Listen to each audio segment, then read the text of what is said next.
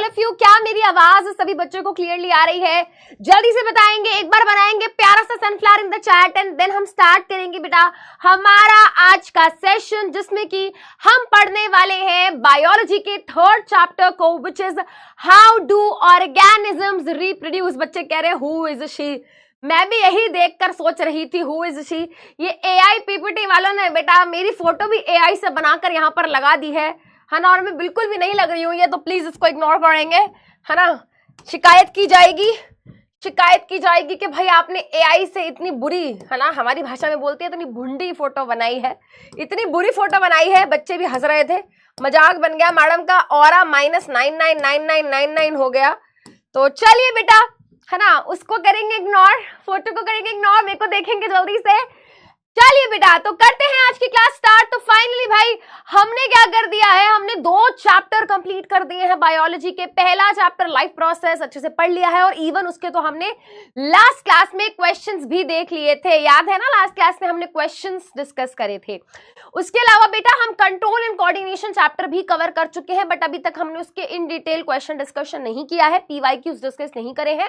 तो how do organism reproduce and control and coordination के questions हम साथ में क्या कर लेंगे, डिस्कस कर लेंगे।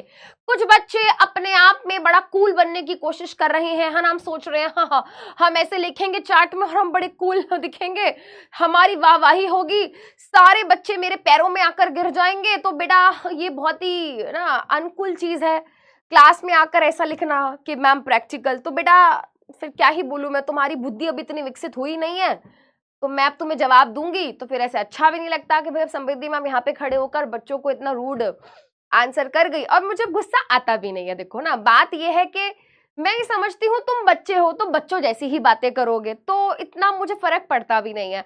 आपको जो लिखना है आप लिख सकते हो, तुम लिखते रह जाओगे, यहाँ से मैं चैट बंद कर दूंगी, तो क्यों ही अपनी बेइज्जती करा रहे हो। मैं तो भाई मुझे सच में फर्क भी नहीं पड़ता, मुझे फर्क पड़ता है सिर्फ उन बच्चों से जो जेन्युइनली यहाँ पर आते हैं पढ़ने के लिए, समझने के लिए, नई चीजें सीखने के लिए। तो मैं केवल उन बच्चों पे क्या करूंगी, उन बच्चों के ऊपर फोकस करूंगी, अपना टाइम वेस्ट नहीं करूंगी, क्योंकि time is money and money is very important in life. Okay guys, तो चलिए बेटा करते हैं स्टार्ट। तो आज हम रिप्रोडक्शन चैप्टर को स्टार्ट कर रहे हैं। मेरी कोशिश ये रहेगी कि हम इस पर्टिकुलर चैप्टर को लगभग 3 लेक्चर में कवर करें।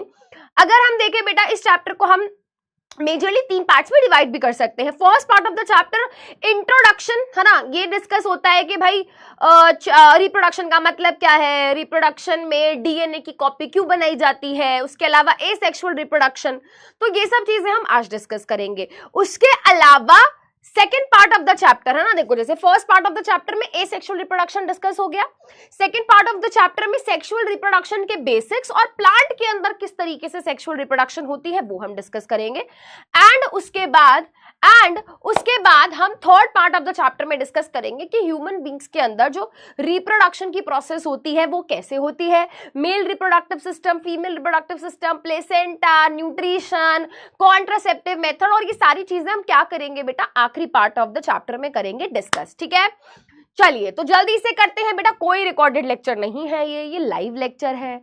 ये देखो ये लेक्चर लाइव है। ठीक है, हाँ ठीक है, चलिए हाँ, तो मैंने बता दिया बेटा 3 लेक्चर्स में will try to cover this particular chapter.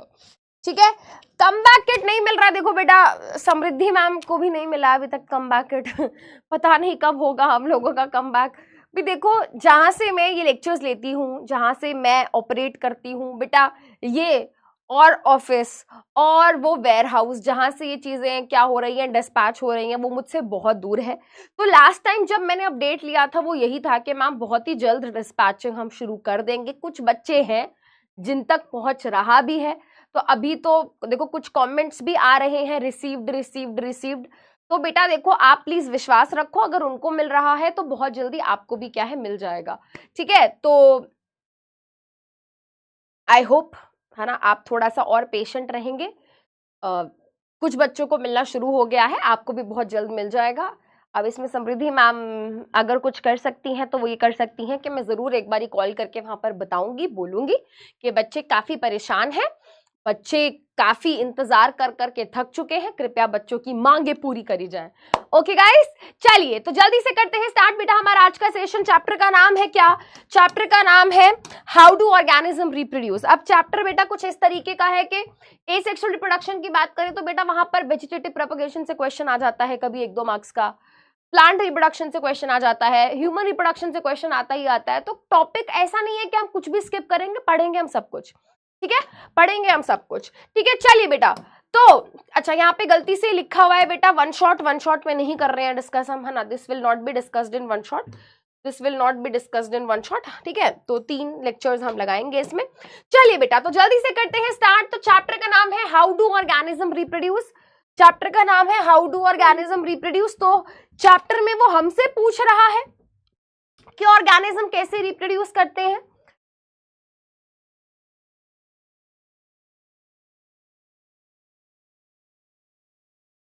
ठीक है, तो हम एक एक करके बेटा इस चैप्टर में यही डिस्कस करेंगे कि अलग अलग तरीके के ऑर्गेनिज्म किस तरीके से अलग अलग ऑर्गेनिज्म्स रिप्रोड्यूस करते हैं। बट सबसे पहले बेटा हमको समझना होगा कि रिप्रोडक्शन का मतलब क्या है। रिप्रोडक्शन एक ऐसी प्रोसेस होती है जिसके द्वारा कोई भी लिविंग ऑर्गेनिज्म, रिप्रोडक्शन एक ऐसी प्रोसेस होती है बेटा जिसके द्वारा कोई भी लिविंग ऑर्गेनिज्म अपने जैसे और नए इंडिविजुअल्स बनाता है ना। हम कब कहेंगे कि यार इस ऑर्गेनिज्म ने रिप्रोड्यूस कर दिया? जब हम देखेंगे कि अरे इसने अपने जैसा एक और बना दिया, इसने अपने जैसा एक और बना दिया, राइट। तो रिप्रोडक्शन क्या है? एक प्रोसेस है जिसके द्वारा कोई भी लिविंग ऑर्गेनिज्म, चाहे वो ह्यूमन बीइंग हो, चाहे वो डॉगू हो, है ना, डॉगू हो, चाहे कैटू हो, मतलब कुल मिला के भाई कहने की बात यह है कोई भी लिविंग ऑर्गेनिज्म है, ह्यूमन बीइंग है, कोई भी एनिमल है, प्लांट है, फंजाई है, बैक्टीरिया है, अमीबा है, पैरामीशियम है, कोई भी लिविंग ऑर्गेनिज्म जब अपने जैसा एक और नया इंडिविजुअल बना देता है तो उस प्रोसेस को हम बोलते हैं रिप्रोडक्शन, ठीक है। चलो अब बेटा यहां पर एक लाइन लिखी हुई है, रिप्रोडक्शन एक लाइफ प्रोसेस नहीं है, reproduction is not a life process, ठीक है। सबसे पहले याद करो लाइफ प्रोसेस का मतलब क्या होता है। लाइफ प्रोसेसेस वो प्रोसेसेस होती हैं जिसकी वजह से कोई भी लिविंग ऑर्गेनिज्म जिंदा रह पाता है। फॉर एग्जाम्पल, अगर हम न्यूट्रिशन नहीं करेंगे तो हम मर जाएंगे, खाना नहीं खाएंगे तो मर जाएंगे, रेस्पिरेशन नहीं करेंगे तो क्या होगा, रेस्पिरेशन नहीं करेंगे तो बॉडी में एटीपी नहीं बनेगा, एनर्जी नहीं बनेगी और हम मर जाएंगे। हमारी बॉडी में ट्रांसपोर्टेशन नहीं होगा, एक्सक्रीशन नहीं होगा। तो कुल मिला के बात यह है कि अगर हमारी बॉडी में न्यूट्रिशन, रेस्पिरेशन, ट्रांसपोर्टेशन, एक्सक्रीशन नहीं होता है तो हम मर जाते हैं। इन्हीं प्रोसेस की वजह से हम सर्वाइव कर पाते हैं, राइट। तो जिन प्रोसेसेस की वजह से हम सर्वाइव कर पाते हैं उन प्रोसेसेस को हम क्या बोलते हैं? Life process. यहां पर क्या लिखा है? यहां पर लिखा है कि भाई रिप्रोडक्शन एक लाइफ प्रोसेस नहीं है। मतलब कि अगर भाई किसी लिविंग ऑर्गेनिज्म ने बच्चे पैदा नहीं करे तो मर थोड़ी जाएगा, थोड़ी ना कहेगा कोई ना डॉक्टर पकड़ के अरे भाई तुमने तो बच्चे पैदा नहीं करे, अब तुम्हें मरना पड़ेगा। ऐसा नहीं होता। हमने कितने सारे बेटा ऐसे एग्जाम्पल्स देखते हैं, केस देखे हैं, लोग जिंदगी भर शादी नहीं करते हैं, जिंदगी भर लोग बच्चे पैदा नहीं करते हैं, तो मर थोड़ी ना गए, उनका सांस आनी थोड़ी ना बंद हो गई है ना। या फिर अनफॉर्चुनेटली कई बार ऐसा भी होता है कि that couples do try for children, है ना, बट उनके बच्चे नहीं हो पाते हैं, है ना, कुछ भी प्रॉब्लम्स हो जाती हैं। तो ऐसा नहीं है कि भाई कोई रिप्रोडक्शन नहीं करेगा, कोई बच्चे पैदा नहीं करेगा तो मर जाएगा, ठीक है। बट फिर भी रिप्रोडक्शन को एक बहुत ही इंपॉर्टेंट और महत्वपूर्ण प्रोसेस माना जाता है। वाई? पहला पॉइंट, रिप्रोडक्शन क्या करता है? इंश्योर करता है continuity of particular species on earth. ये क्या है भाई? रिप्रोडक्शन की वजह से क्या है बेटा, कोई भी स्पीशीज, है ना, कोई भी स्पीशीज मतलब कोई प्लांट है, कोई ह्यूमन बीइंग है, कोई एलिफेंट है, मतलब कोई भी स्पीशीज यार, कोई भी लिविंग ऑर्गेनिज्म, कोई भी स्पीशीज कंटिन्यू कर पाती है उसी की वजह से। कंटिन्यू का मतलब जैसे फॉर एग्जाम्पल भाई आज, है ना, आज मान लो सारे दुनिया के सारे हाथी मिलके एक मीटिंग बिठा दे कि देखो भाई आज से हम सब कसम खाते हैं कि हम सब रिप्रोड्यूस नहीं करेंगे, मतलब हमसे हम और बच्चे पैदा नहीं करेंगे, ठीक है। तो बेटा क्या होगा? क्या होगा? नए नए हाथी पैदा होने बंद हो जाएंगे, ठीक है। और एक एक करके बेटा जो ऑलरेडी एग्जिस्टिंग हाथी हैं वो भी क्या होंगे? वो भी मर जाएंगे, है ना। सबकी भाई अपनी एक उम्र है, वो सब खत्म कर हो जाएंगे। तो क्या हुआ? पैदा होने बंद हो गए और जो ऑलरेडी थे वो भी नहीं रहे। तो बेटा अब मान लो 50, 60, 70 साल जितने भी हैं बेटा, क्या उसके बाद आपको पूरी पृथ्वी पर कहीं पे भी एक भी हाथी का नामो निशान दिखेगा? यस और नो में जवाब दो, यस और नो में जवाब दो। बेसिकली बेटा क्या उसकी पॉपुलेशन विलुप्त नहीं हो जाएगी क्या? बताओ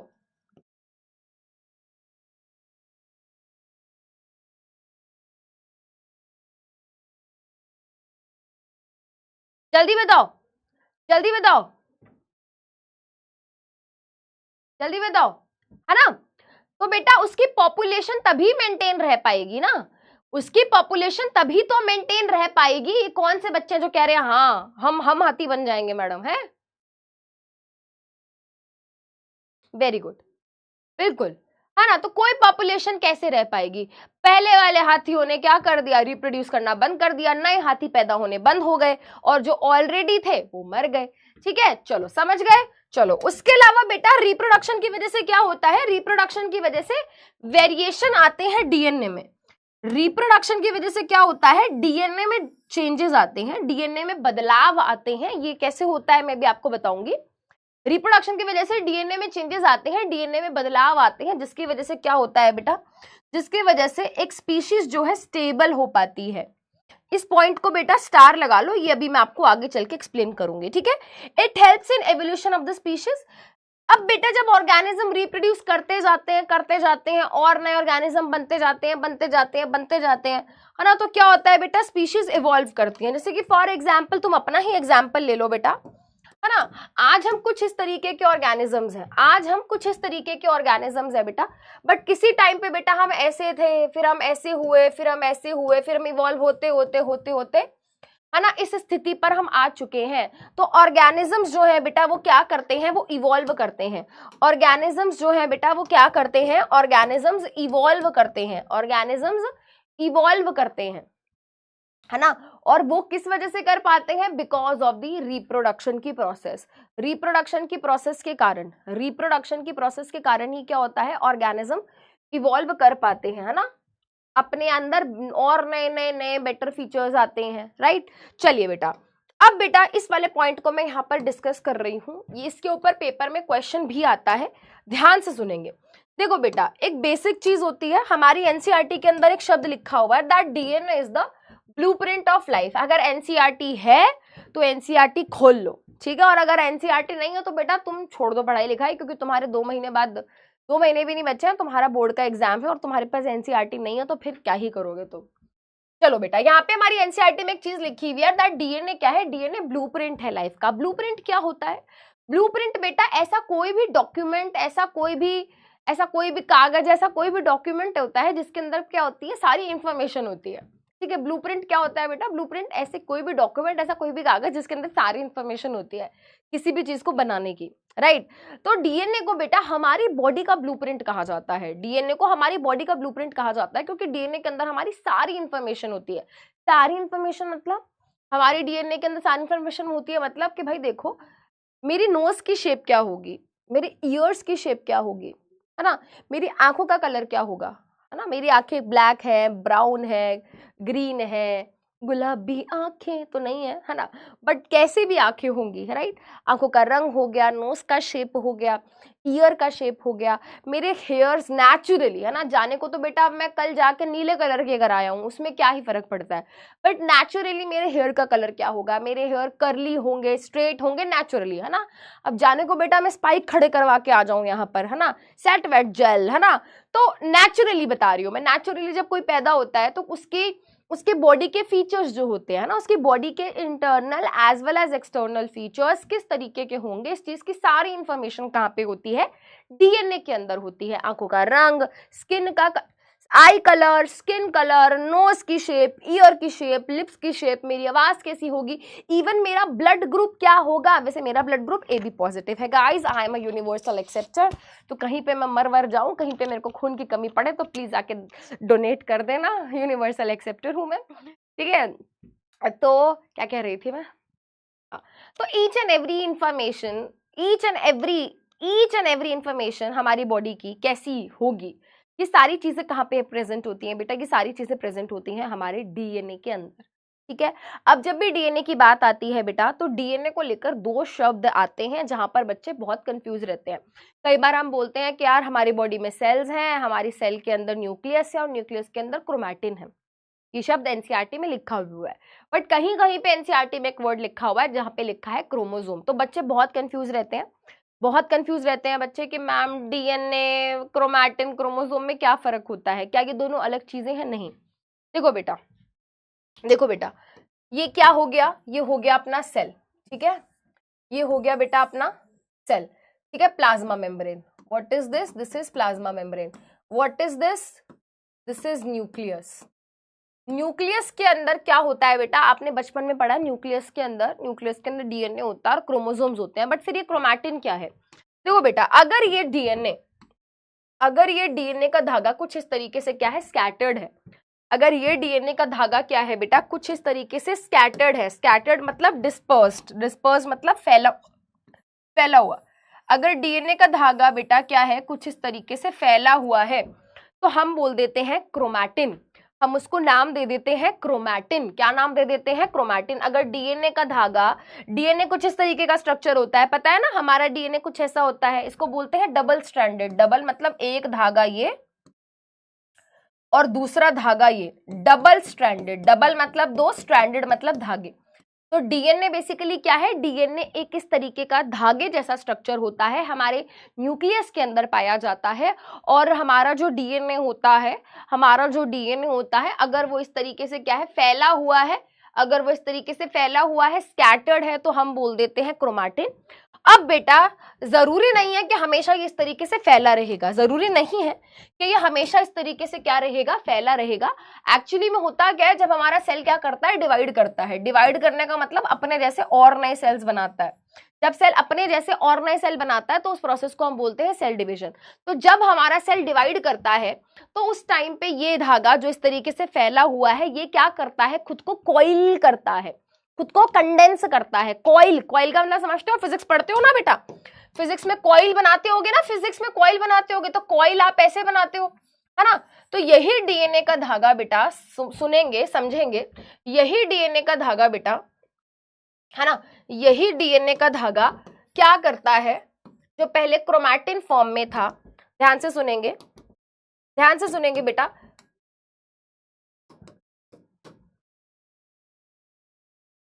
यही डीएनए का धागा जो पहले इस तरीके से क्या था, क्रोमैटिन फॉर्म में था. जब सेल ने क्या किया, जब सेल ने सेल डिवीजन करनी स्टार्ट करी, सेल ने कहा कि भाई मैं तो सेल डिवीजन करूंगा, सेल डिवीजन करनी स्टार्ट करी, तो इसने क्या करा बेटा, खुद की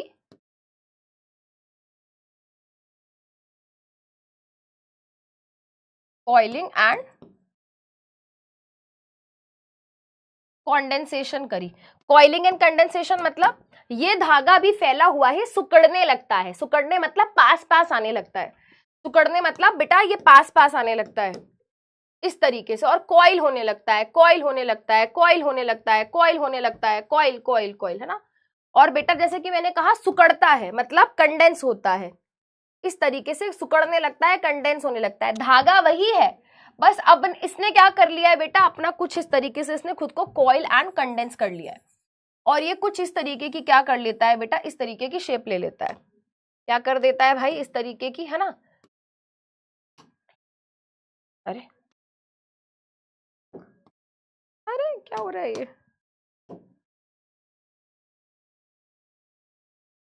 है ना. और इस तरीके की शेप ले लेता है. ठीक है. तो जब हमारा डीएनए का धागा न्यूक्लियस के अंदर कुछ इस तरीके से क्या है, इस तरीके से स्कैटर्ड है, तो हम उसको बोलते हैं क्रोमैटिन. और जब इस तरीके से फैला हुआ है तो क्या बोलते हैं बेटा, क्रोमोसोम. ठीक है, आपने बचपन में क्लास 9th में पढ़ा हुआ है. Chromosome is made up of DNA and proteins. तो अब समझ आया कि भाई क्रोमोसोम में ये क्या है, ये डीएनए ही तो है बेटा, और बीच बीच में थोड़े बहुत प्रोटीन्स होते हैं जो इसकी इस पर्टिकुलर शेप को मेंटेन रखने में हेल्प करते हैं. ठीक है, चलो अब बेटा वापस आ जाते हैं यहाँ पर, है ना. तो एनसीईआरटी में बेटा ये जो टर्म्स आ रहे हैं वो भी मैं आपको साथ साथ बताती चल रही हूँ, सो दैट आपको जब आप एनसीईआरटी पढ़ो तो आपको दिक्कत ना हो. तो ये क्या हो गए बेटा, ये इस तरीके से क्या हो गए बेटा, क्रोमोसोम्स हो गए, है ना. क्या आप मुझे बता सकते हो कि ह्यूमन सेल के अंदर टोटल कितने क्रोमोसोम्स होते हैं? क्या आप मुझे बता सकते हो कि एक सिंगल ह्यूमन सेल के अंदर टोटल कितने क्रोमोसोम्स होते हैं? ह्यूमन सेल के अंदर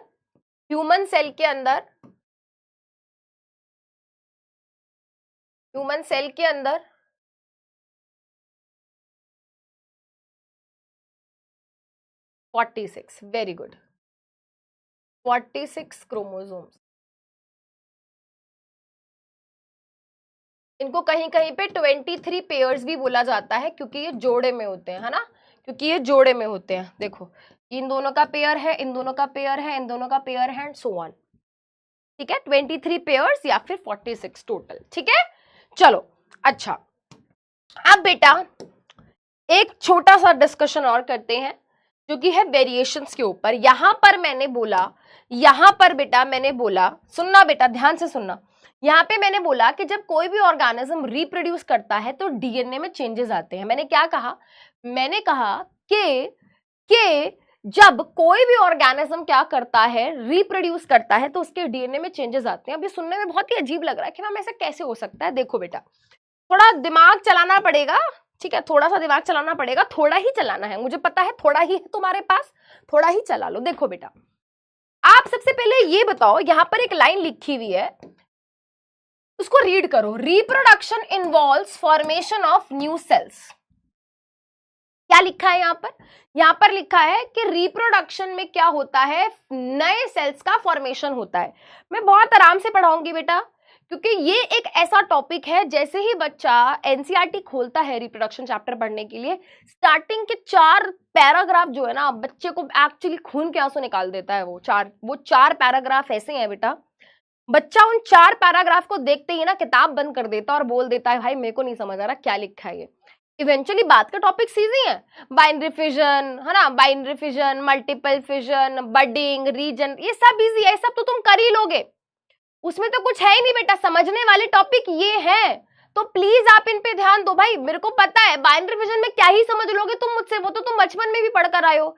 भाई मेरी जरूरत तुमको इसलिए है क्योंकि ये तुम्हें एनसीईआरटी में नहीं समझ आएगा, एनसीईआरटी में बेटा समझ नहीं आएगा ये। ठीक है, तो प्लीज इस पे ध्यान देना, इसीलिए मैंने चैट बंद करी हुई है। ठीक है, चलो देखो बेटा, तो यहां पर क्या है, यहां पर लिखा हुआ है कि रिप्रोडक्शन में क्या होता है, नए सेल्स की फॉर्मेशन होती है। आप बताओ क्यों भाई, क्यों भाई नए सेल्स की फॉर्मेशन क्यों होगी? अब बात बताओ बेटा, रिप्रोडक्शन कोई भी ऑर्गेनिज्म क्यों कर रहा है? रिप्रोडक्शन कोई भी ऑर्गेनिज्म इसलिए कर रहा है क्योंकि उसको नया ऑर्गेनिज्म बनाना है। ऑर्गेनिज्म किससे मिलकर बनता है? ऑर्गेनिज्म किससे मिलकर बनता है बताओ? देखो बेटा, अभी तुम्हारे सारे तुम्हें कॉन्सेप्ट का फील दिलवा दूंगी मैं। देखो, कोई भी ऑर्गेनिज्म किससे मिलकर बनता है मैम? कोई भी ऑर्गेनिज्म अलग अलग ऑर्गन सिस्टम से मिलकर बनता है। अगर हम ह्यूमन बॉडी की भी बात करें तो हमारी body digestive system, respiratory system, excretory system, circulatory system से मिलकर बनी है। सही बात है। ये ऑर्गन सिस्टम किससे मिलकर बने हैं? तो मैम ये ऑर्गन सिस्टम अलग अलग ऑर्गन से मिलकर बने हैं। जैसे कि डाइजेस्टिव सिस्टम में हमारा माउथ है, फूड पाइप है, स्टमक है, स्मॉल इंटेस्टाइन है। Very good. ये ऑर्गन किससे मिलकर बने हैं? तो मैम जो ऑर्गन होते हैं वो अलग अलग टिश्यूज से मिलकर बने होते हैं। अलग अलग टिश्यूज जैसे कि epithelial tissue, nervous tissue, connective tissue, muscular tissue. ठीक है, सही बात है। अब ये टिश्यू किससे मिलकर बनते हैं? अरे मैम टिश्यू तो सेल से मिलकर बनते हैं। सही बात है। रिप्रोडक्शन कोई भी ऑर्गेनिज्म क्यों कर रहा है? कोई भी ऑर्गेनिज्म रिप्रोडक्शन इसलिए कर रहा है क्योंकि उसको क्या बनाना है, उसको एक नया ऑर्गेनिज्म बनाना है अपने जैसा। तो तुम बेटा एक ह्यूमन का एग्जाम्पल ले लो, है ना, वो तुमको रिलेटेबल भी लगेगा, वो तुम्हें समझ भी आएगा। ठीक है, देखो कोई भी ऑर्गेनिज्म रिप्रोडक्शन क्यों कर रहा है? कोई भी ऑर्गेनिज्म रिप्रोडक्शन इसलिए कर रहा है क्योंकि उसको अपने जैसा नया ऑर्गेनिज्म बनाना है। तो सबसे पहले बेटा इस बात को समझो, नया ऑर्गेनिज्म बनाने के लिए उसको ऑर्गन सिस्टम बनाने पड़ेंगे। ऑर्गन सिस्टम बनाने के लिए उसको ऑर्गन बनाना पड़ेगा।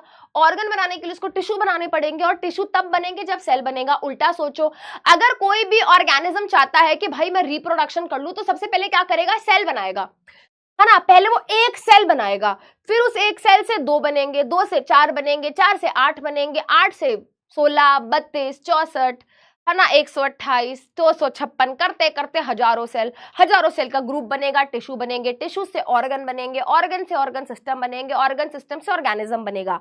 ये बात सभी बच्चों को समझ आ गई? तो सबसे पहला स्टेप, कोई भी ऑर्गेनिज्म बेटा, चाहे ह्यूमन बीइंग है, चाहे प्लांट है, चाहे अमीबा है, चाहे पैरामीशियम है, कोई भी लिविंग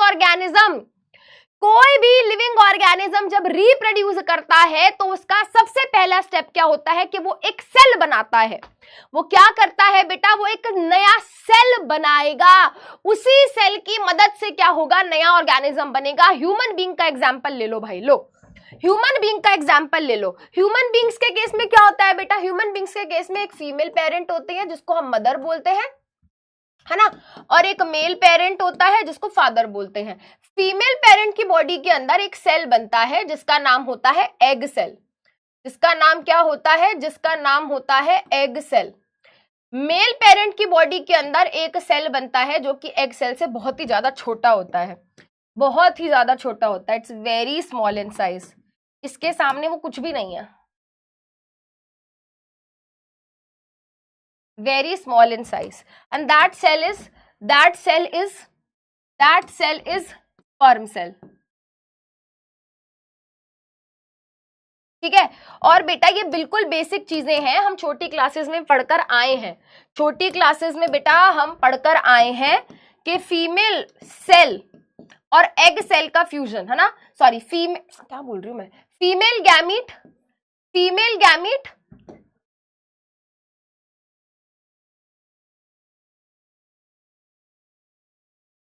ये दिख रहा है, हाँ दिख रहा होगा,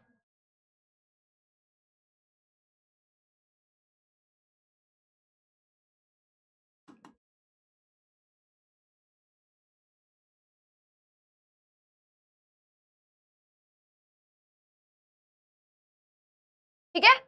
हाँ जी, क्लास 8 में हमने रिप्रोडक्शन के बारे में थोड़ा बहुत पढ़ा हुआ है, ऐसी बात नहीं है हमने नहीं पढ़ा हुआ बेटा, ठीक है। हाँ जी, तो बेटा फीमेल की बॉडी के अंदर देखो, फीमेल की बॉडी के अंदर एक सेल बनता है जिसका नाम होता है एग सेल, मेल की बॉडी के अंदर एक सेल बनता है जिसका नाम होता है स्पर्म सेल। जब ये दोनों सेल आपस में क्या करते हैं बेटा, जब ये दोनों सेल आपस में, है ना, जब ये दोनों सेल आपस में फ्यूज करते हैं, एक प्रोसेस होती है जिसका नाम होता है, जिसका नाम बताना जरा क्या होता है, नलायकों तुम्हारा जरा देखूं तुम्हें कितना आता है, वैसे तो सबको ही आता होगा, है ना, इस टॉपिक में तो सब बच्चे अपने आप को एक्सपर्ट बताते हैं, इस टॉपिक में तो वो कहते हैं मैम हमें सब आता है ना, हाँ, खुद को एक्सपर्ट समझते हैं बच्चे इस चैप्टर में। Fertilisation, fusion of very good, fusion of male and female gamete को हम क्या बोलते हैं, फर्टिलाइजेशन। ये स्पर्म सेल एग सेल के साथ फ्यूज हो जाता है, ये दोनों सेल, है ना, ये दोनों सेल आपस में मिलकर एक हो जाते हैं, फिजन नहीं होता बेटा, फर्टिलाइजेशन होता है, फिजन नहीं होता, फर्टिलाइजेशन, यस बिल्कुल सही, है ना। तो ये दोनों सेल मिलकर क्या हो गए, ये दोनों सेल मिलकर एक हो गए और एक सेल बना बेटा, और उस एक सेल का नाम क्या होता है, उस एक सेल का नाम होता है क्या, जल्दी बताओ क्या नाम होता है उस एक सिंगल सेल का, जो दोनों सेल मिलकर एक नया सेल बनाते हैं, वेरी गुड, सही जवाब, बिल्कुल सही, उस एक सेल का नाम होता है जाइगोट, उस एक सिंगल सेल का नाम होता है जाइगोट। अब ये एक सिंगल सेल है बेटा, हमें इससे पूरा का पूरा ह्यूमन बीइंग बनाना है, अब ये एक सिंगल सेल है, इससे पूरा ह्यूमन बीइंग बनाना है।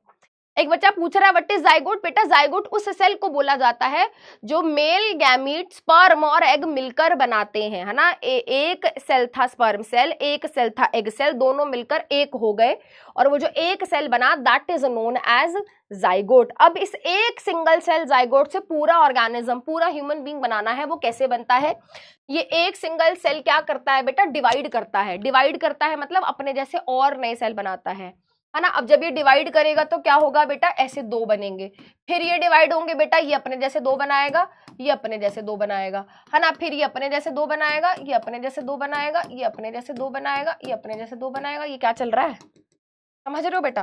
तो यहाँ पे बेटा क्या हो गया, 1 से 2, 2 से 4, 8, 16, 32, 64 करते करते करते करते एक बड़ी सी बॉल बन गई सेल की, जिसमें क्या है, बहुत सारे सेल्स हैं, जिसमें बहुत सारे सेल्स हैं। ये आगे चल के दोबारा रिपीट नहीं करूंगी, इसलिए बता रही हूँ, बेसिक्स बता रही हूँ आज, सुन लो, ठीक है। हाँ, तो बेटा ये स्ट्रक्चर जो बना, ये जो स्ट्रक्चर बना बेटा, इस स्ट्रक्चर को हम क्या बोलते हैं, इस स्ट्रक्चर को हम बोलते हैं एम्ब्रियो। क्वेश्चन आ गया था एक बारी पेपर में, बोर्ड के एग्जाम में, और बच्चे आंसर नहीं कर पाए थे, difference between zygote and embryo, सच बता रही हूँ। जाइगोट क्या है, एक सिंगल सेल है, एम्ब्रियो क्या है, it's a multi cellular structure. Zygote क्या है, what is zygote, single cell,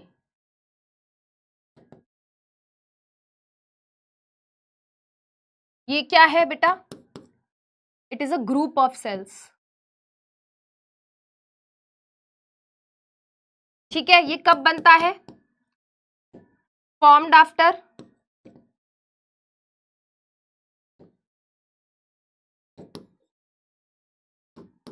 fusion of male and female gamete, और ये फॉर्म्ड ड्यू टू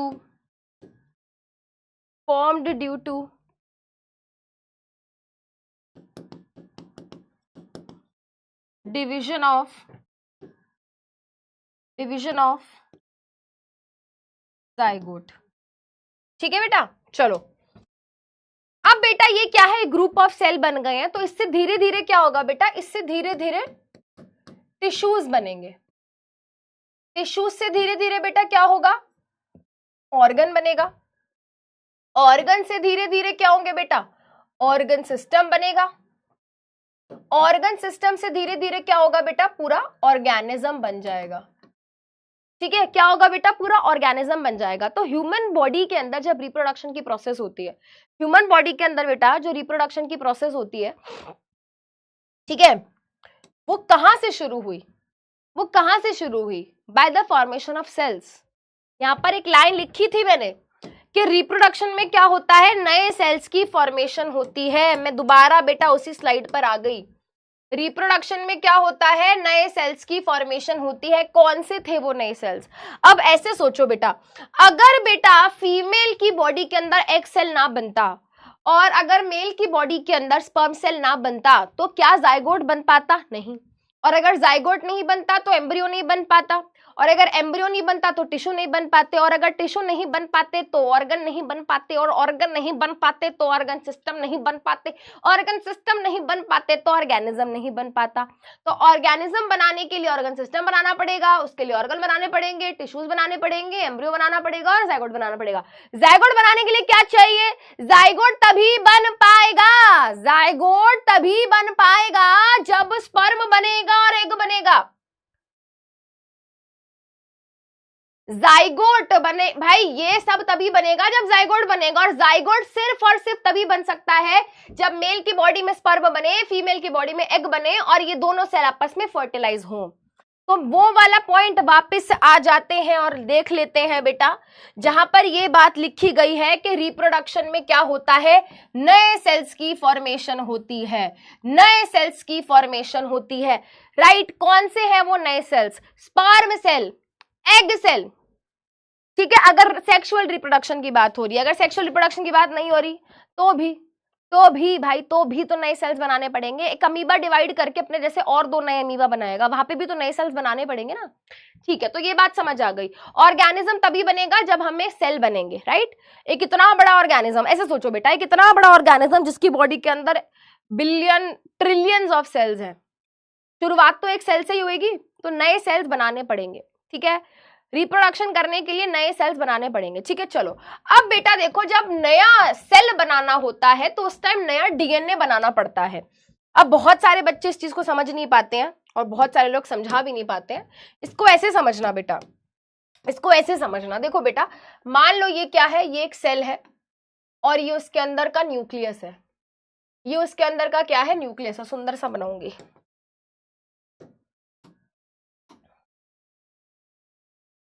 ये एक सेल है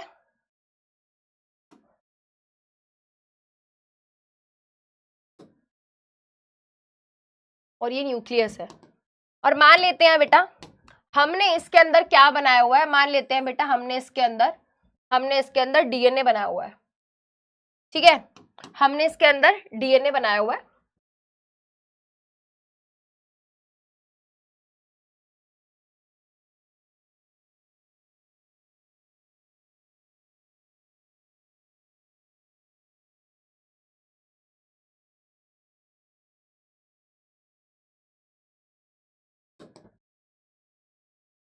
ठीक है,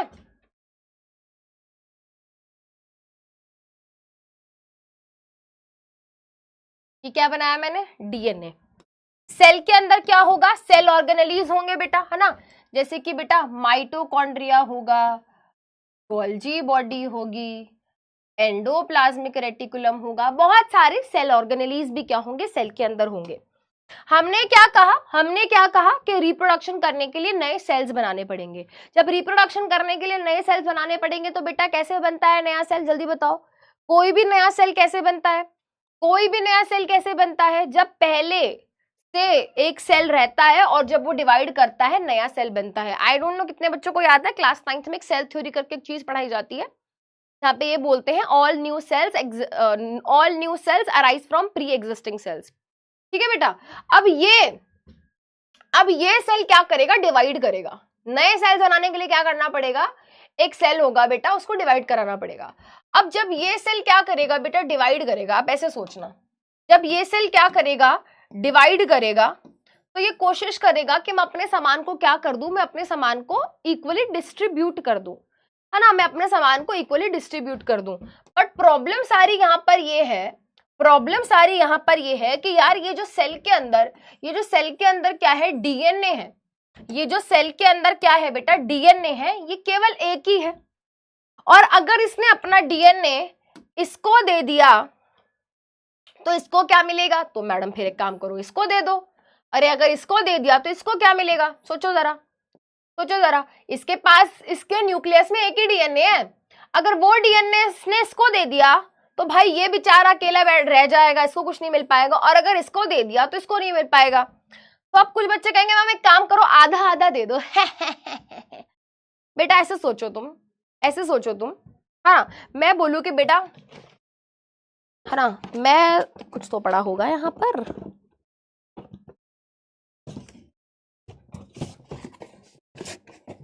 है ना, सैंपल पेपर की किताब पढ़ी है। हाँ, मैं बोलूं बेटा कि काम करो, ये किताब है, ठीक है, ये रख लो। अब तुमने कहा मैम हम तो क्लास में मैम 40 बच्चे हैं, कैसे करें? मैंने कहा कोई नहीं बेटा, एक काम करो, 4 पेज फाड़ के तेरे को दे देती हूँ, 4-5 फाड़ के तेरे को दे देती हूँ, 4-5 पेज फाड़ के तेरे को दे देती हूँ, 4-5 फाड़ के तेरे को दे देती हूँ। बट मैम ये तो ठीक नहीं है ना मैम, 4-5 पेज से थोड़ी ना काम चलेगा, हमें तो पूरी किताब चाहिए, पूरी साइंस की किताब चाहिए जिसमें फिजिक्स के, केमिस्ट्री के, बायो के सबके क्वेश्चंस हो। फिर क्या करें? मैम कुछ सोचो, कुछ जुगाड़ लगाना पड़ेगा मैम, कुछ जुगाड़ लगाना पड़ेगा। अब बेटा ऐसा कुछ तरीका है आपके पास जिससे 40 के 40 बच्चों को क्या है बेटा, इस किताब के अंदर लिखी हुई सारी इंफॉर्मेशन मिल जाए और मुझे किताब फाड़नी भी ना पड़े? क्या करोगे बताओ? What you people will do, जल्दी बताओ, क्या करोगे आप लोग? जल्दी बताओ।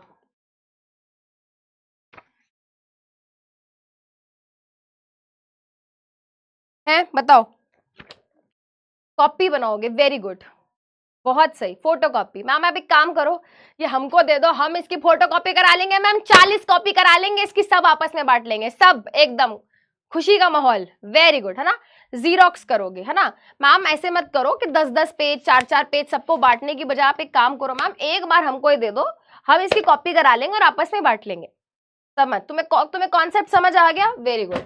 वेरी गुड, है ना। इन सब चीजों में तो बहुत दिमाग चलता है तुम लोगों का, है ना, इसलिए मैं तो बेटा सेल भी यही सोचता है कि यार ये तो गलत हो जाएगा, है ना, अगर मैंने डीएनए का आधा टुकड़ा कर दिया तो फिर तो गलती हो जाएगी, है ना, ये तो चीज ठीक नहीं है ना, चीज ठीक नहीं है, क्योंकि डीएनए में इंफॉर्मेशन है, अगर आधी इंफॉर्मेशन, है ना, मान लो अगर आधा डीएनए दे दिया तो आधी इंफॉर्मेशन यहाँ चली गई, इसका भी लॉस हो गया, और आधी इंफॉर्मेशन इसको मिल गई तो इसका भी लॉस हो गया। तो हम ऐसा नहीं कर सकते। तो सेल क्या करता है बेटा? सेल दिमाग लगाता है, सेल सोचता है कि भाई एक काम करता हूं मैं, जो भी चीजें मेरे पास है, मैं काम करता हूं, उनका डुप्लीकेट बना लेता हूं। ठीक है, मैं क्या कर लेता हूं? मैं डुप्लीकेट बना लेता हूं। ठीक है, तो हमारे सेल के अंदर क्या होता है बेटा, है ना, हमारे सेल के अंदर क्या होता है, हमारे सेल के न्यूक्लियस के अंदर डीएनए की एक और कॉपी बनाई जाती है, मान लो बेटा डीएनए की पहले से तो था ही, इसके जैसा एक और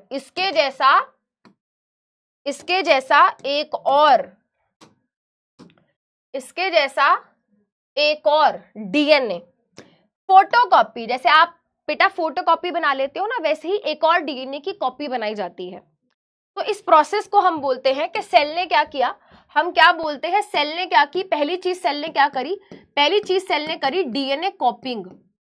पहली चीज सेल ने जो करी वो क्या है बेटा, डीएनए कॉपिंग।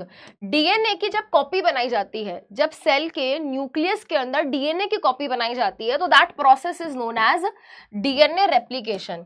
ठीक है बेटा, इस प्रोसेस को एक और नाम दिया जाता है, एक टेक्निकल टर्म दिया जाता है, दैट इज डीएनए रेप्लिकेशन। ठीक है बेटा, दोनों का मतलब एक ही है, दोनों का मतलब एक ही है। ठीक है, क्या किया बेटा, हमारे न्यूक्लियस के अंदर हमने डीएनए की एक और कॉपी बना ली, एंड जब फिर सेल के अंदर इतना सब कुछ हो ही रहा था, तो सेल भी लाइक इतना खर्चा हो ही गया है मालिक, तो एक काम करते हैं, सेल ऑर्गेनेलीज का या सेल कंपोनेंट्स का, एनसीईआरटी में लिखा है सेल कंपोनेंट्स। ठीक है, सेल के कंपोनेंट्स मतलब सेल ऑर्गेनेलीज का भी डुप्लीकेट बनाया जाता है। तो यहां पर क्या होता है, यहां पर डुप्लीकेशन होता है of cell organelles. Cell organelles का डुप्लीकेशन किया जाता है। जब सेल ऑर्गेनेलीज का डुप्लीकेशन किया जाएगा तो भाई एक माइटोकॉन्ड्रिया ये पहले से था ही, है ना, इसके जैसा एक और बना लिया, ये गोल्जी बॉडी था ही, एक और गोल्जी बॉडी बना लिया, ईआर था ही और एक और ईआर बना लिया। तो अब क्या होगा, अब सब कुछ चीजें क्या हो गई हैं, डबल क्वांटिटी में हो गई हैं। तो अब जाके बेटा हमें और नए सेल्स जब डिवाइड करेंगे, जब एक्चुअली में हमारा क्या होगा बेटा, सेल डिवाइड होगा, तो यहां पर कोई दिक्कत होगी ही नहीं, है ना, कोई दिक्कत होगी ही नहीं। क्यों, क्योंकि ये वाला एक, अरे है ना, इसमें से एक डीएनए इसको मिल गया, एक डीएनए इसको मिल गया, नहीं मैम ये वाला इसको दे दो, ठीक है बेटा लो ये वाला इसको दे दो, चाहे इसको दे दो, किसी को भी कुछ भी दे दो, क्या फर्क पड़ता है। ठीक है, एक दूसरे के डुप्लीकेट ही तो है, एक दूसरे के डुप्लीकेट ही तो है। एक माइटोकॉन्ड्रिया इसको मिल गया, एक माइटोकॉन्ड्रिया इसको मिल गया, है ना, गोल्जी बॉडी इसको मिल गया, एक गोल्जी बॉडी इसको मिल गया, ईआर इसको मिल गया, ईआर इसको मिल गया। तो यहां पर हमने क्या किया बेटा, इक्वल डिस्ट्रीब्यूशन कराने के लिए, हमने क्या किया बेटा, डीएनए की कॉपी बनाई, डीएनए का रेप्लिकेशन किया, राइट। तो डीएनए कॉपिंग करी जाती है। तो यहाँ पे बेटा सेकंड पॉइंट देखो, नए सेल्स बनाने के लिए क्या किया, सबसे पहले बेटा रिप्रोडक्शन करवानी है तो नए सेल्स बनाने पड़ेंगे। अब नए सेल्स बनाने हैं तो हमें क्या पढ़ना पड़ेगा बेटा, नई कॉपी बनवानी पड़ेगी डीएनए की। ठीक है, अब बेटा जब नई कॉपी बनती है तो क्या हो जाता है, एरर्स हो जाते हैं डीएनए कॉपिंग के दौरान, है यस। अब देखो बेटा, आप अपना एग्जाम्पल मान के चलो, आपके साथ भी ऐसा होता होगा, आप एक दिन स्कूल नहीं गए तो आपने क्या किया, अपने दोस्त की नोटबुक तुम मांग कर ले आए कि भाई दोस्त ने जो भी लिखा हुआ है उस दिन का जो भी काम है मैं एक काम करूंगा, जो जो उसने काम किया है मैं एग्जैक्टली सेम छाप दूंगा, कॉपी कर लूंगा, मैं कॉपी कर लूंगा। बट तुम ठहरे, तुमने क्या किया, तुमने मस्त चलाए बेटा गाने, तुमने लगाए हेडफोन, है ना, तुमने पीछे बैकग्राउंड म्यूजिक में भाई बढ़िया गाने गुने चल रहे हैं और अपना तुम ना ना ना ना ना ना ना ना ना ना ना ना ना, है ना, तो बेटा क्या चल रहा है, म्यूजिक चल रहा है और काम भी चल रहा है, तो तुम क्या कर रहे हो, देख देख के लिख रहे हो, है ना, देख देख के लिख रहे हो। और ऐसा बेटा हम सबके साथ हो भी जाता है ना, ऐसा हम सबके साथ हो भी जाता है कि भी गलतियां हो जाती हैं, है ना, इंसान तो गलतियों का पुतला है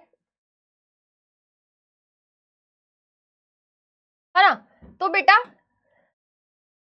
तो वैसे ही जब डीएनए की कॉपी बनाई जाती है, जब एक डुप्लीकेट डीएनए बनाया जाता है, जब एक डुप्लीकेट डीएनए बनाया जाता है तो एक्चुअली में होता क्या है, जब सेल के अंदर, न्यूक्लियस के अंदर, ये ऑलरेडी से हमारे पास क्या था, ऑलरेडी हमारे पास क्या था बेटा, ऑलरेडी हमारे पास एक डीएनए था। हमने क्या किया, हमने प्रोसेस करी जिसको हमने बोला डीएनए रेप्लिकेशन या फिर डीएनए कॉपिंग। डीएनए कॉपिंग या डीएनए रेप्लिकेशन में क्या हुआ, हमने नया डीएनए बनाया, बट यहां पे क्या आ गए, एरर्स आ गए, errors during formation of new DNA. नया डीएनए बनाने के चक्कर में क्या हुआ, जल्दी के चक्कर में कई बारी क्या होता है, डीएनए बेटा मैं बहुत आराम से पढ़ा रही हूँ, बहुत जैसे नॉर्मली उड़ान बैच में पढ़ाती हूँ ना वैसे पढ़ा रही हूँ, तो सुन लो, ठीक है। तो नया डीएनए बनाने के चक्कर में क्या हुआ भाई, नया डीएनए बनाने के चक्कर में एरर्स हो गए, एरर्स मतलब गलती हो गई। जैसे आप अपना एग्जाम्पल लो बेटा, आप अपना एग्जाम्पल लो, मान लो 1, है ना, जैसे मान लो बेटा, है ना, 1 2 3 4 5, ठीक है, एक सीक्वेंस लिखा हुआ था, है ना, मान लो बेटा एक सीक्वेंस लिखा हुआ था 1 2 3 4 5, अब गलती हो गई है ना, गानों में ध्यान था, है ना, गलती हो गई, हमने क्या किया 1 2 3 4 5 की जगह 3 2 1 2 4 3 5 लिख दिया। ऐसा हो जाता है ना बेटा, ऐसा हो जाता है कि नहीं हो जाता? हमने नया डीएनए तो बना लिया, बट उसमें क्या हो गया, हमने एरर कर दिया, हमने गलती कर दी, 1 2 के बाद 4 3 5 ये हो गया, सीक्वेंस बदल गया है डीएनए का। हाँ मैम, डीएनए के अंदर का जो इंफॉर्मेशन थी उसका सीक्वेंस बदला कि नहीं बदला? बेटा एरर हो जाता है, गलती हो गई मालिक, गलती हो गई मालिक, गलती हो गई, है ना, तो सेल से गलती हो गई। अब एक्चुअली में बेटा मैं आपको अगर to be very very honest with you, इस तरीके से 1 2 3 4 नहीं होता बेटा, कोडिंग्स होती है ना, कोडिंग्स होती हैं, और वो होती हैं कोडिंग्स कुछ ऐसी ATGCA, इस तरीके से क्या होते हैं, कोड्स होते हैं हमारे डीएनए के अंदर बेटा, इस तरीके से कोड्स होते हैं। इसके बारे में आप क्लास 12th में पढ़ोगे, ठीक है, बट वो इसी तरीके के होते हैं ATGC, है ना, इस तरीके से। इनका मतलब भी होता है बेटा, अगर आपको लग रहा है मैम ने अपनी मर्जी से कुछ भी लिख दिया है, नहीं, है ना, इन सब का अपना मतलब होता है, बट अब इतना वक्त नहीं है कि मैं तुम्हें बैठ के समझाऊं, ठीक है। एडेनिन, थाइमिन, गुआनिन, साइटोसिन ये सब होता है, बट छोड़ दो उन सब चीजों को अभी। तो अब बेटा मान लो जिस डीएनए, ये हमारा ओरिजिनल डीएनए है, हमने सोचा कि चलो, सेल ने सोचा कि चलो मैं क्या करता हूं, मैं इसका कॉपी बनाता हूं, मैं इसका एक डुप्लीकेट बनाता हूं। अब डुप्लीकेट बनाने के चक्कर में उसने जल्दीबाजी करी, जल्दीबाजी के चक्कर में क्या हो गया, उससे कोड गलत कॉपी हो गया। जैसे तुम नोटबुक में लिखते लिखते तुम गलती कर देते हो, है ना, इधर का वर्ड उधर कर दिया, उधर का वर्ड इधर आगे पीछे कर दिया, तो इससे भी बेटा क्या हो गई, गलती हो गई। और यहाँ पे क्या हो गया बेटा, ATCAG,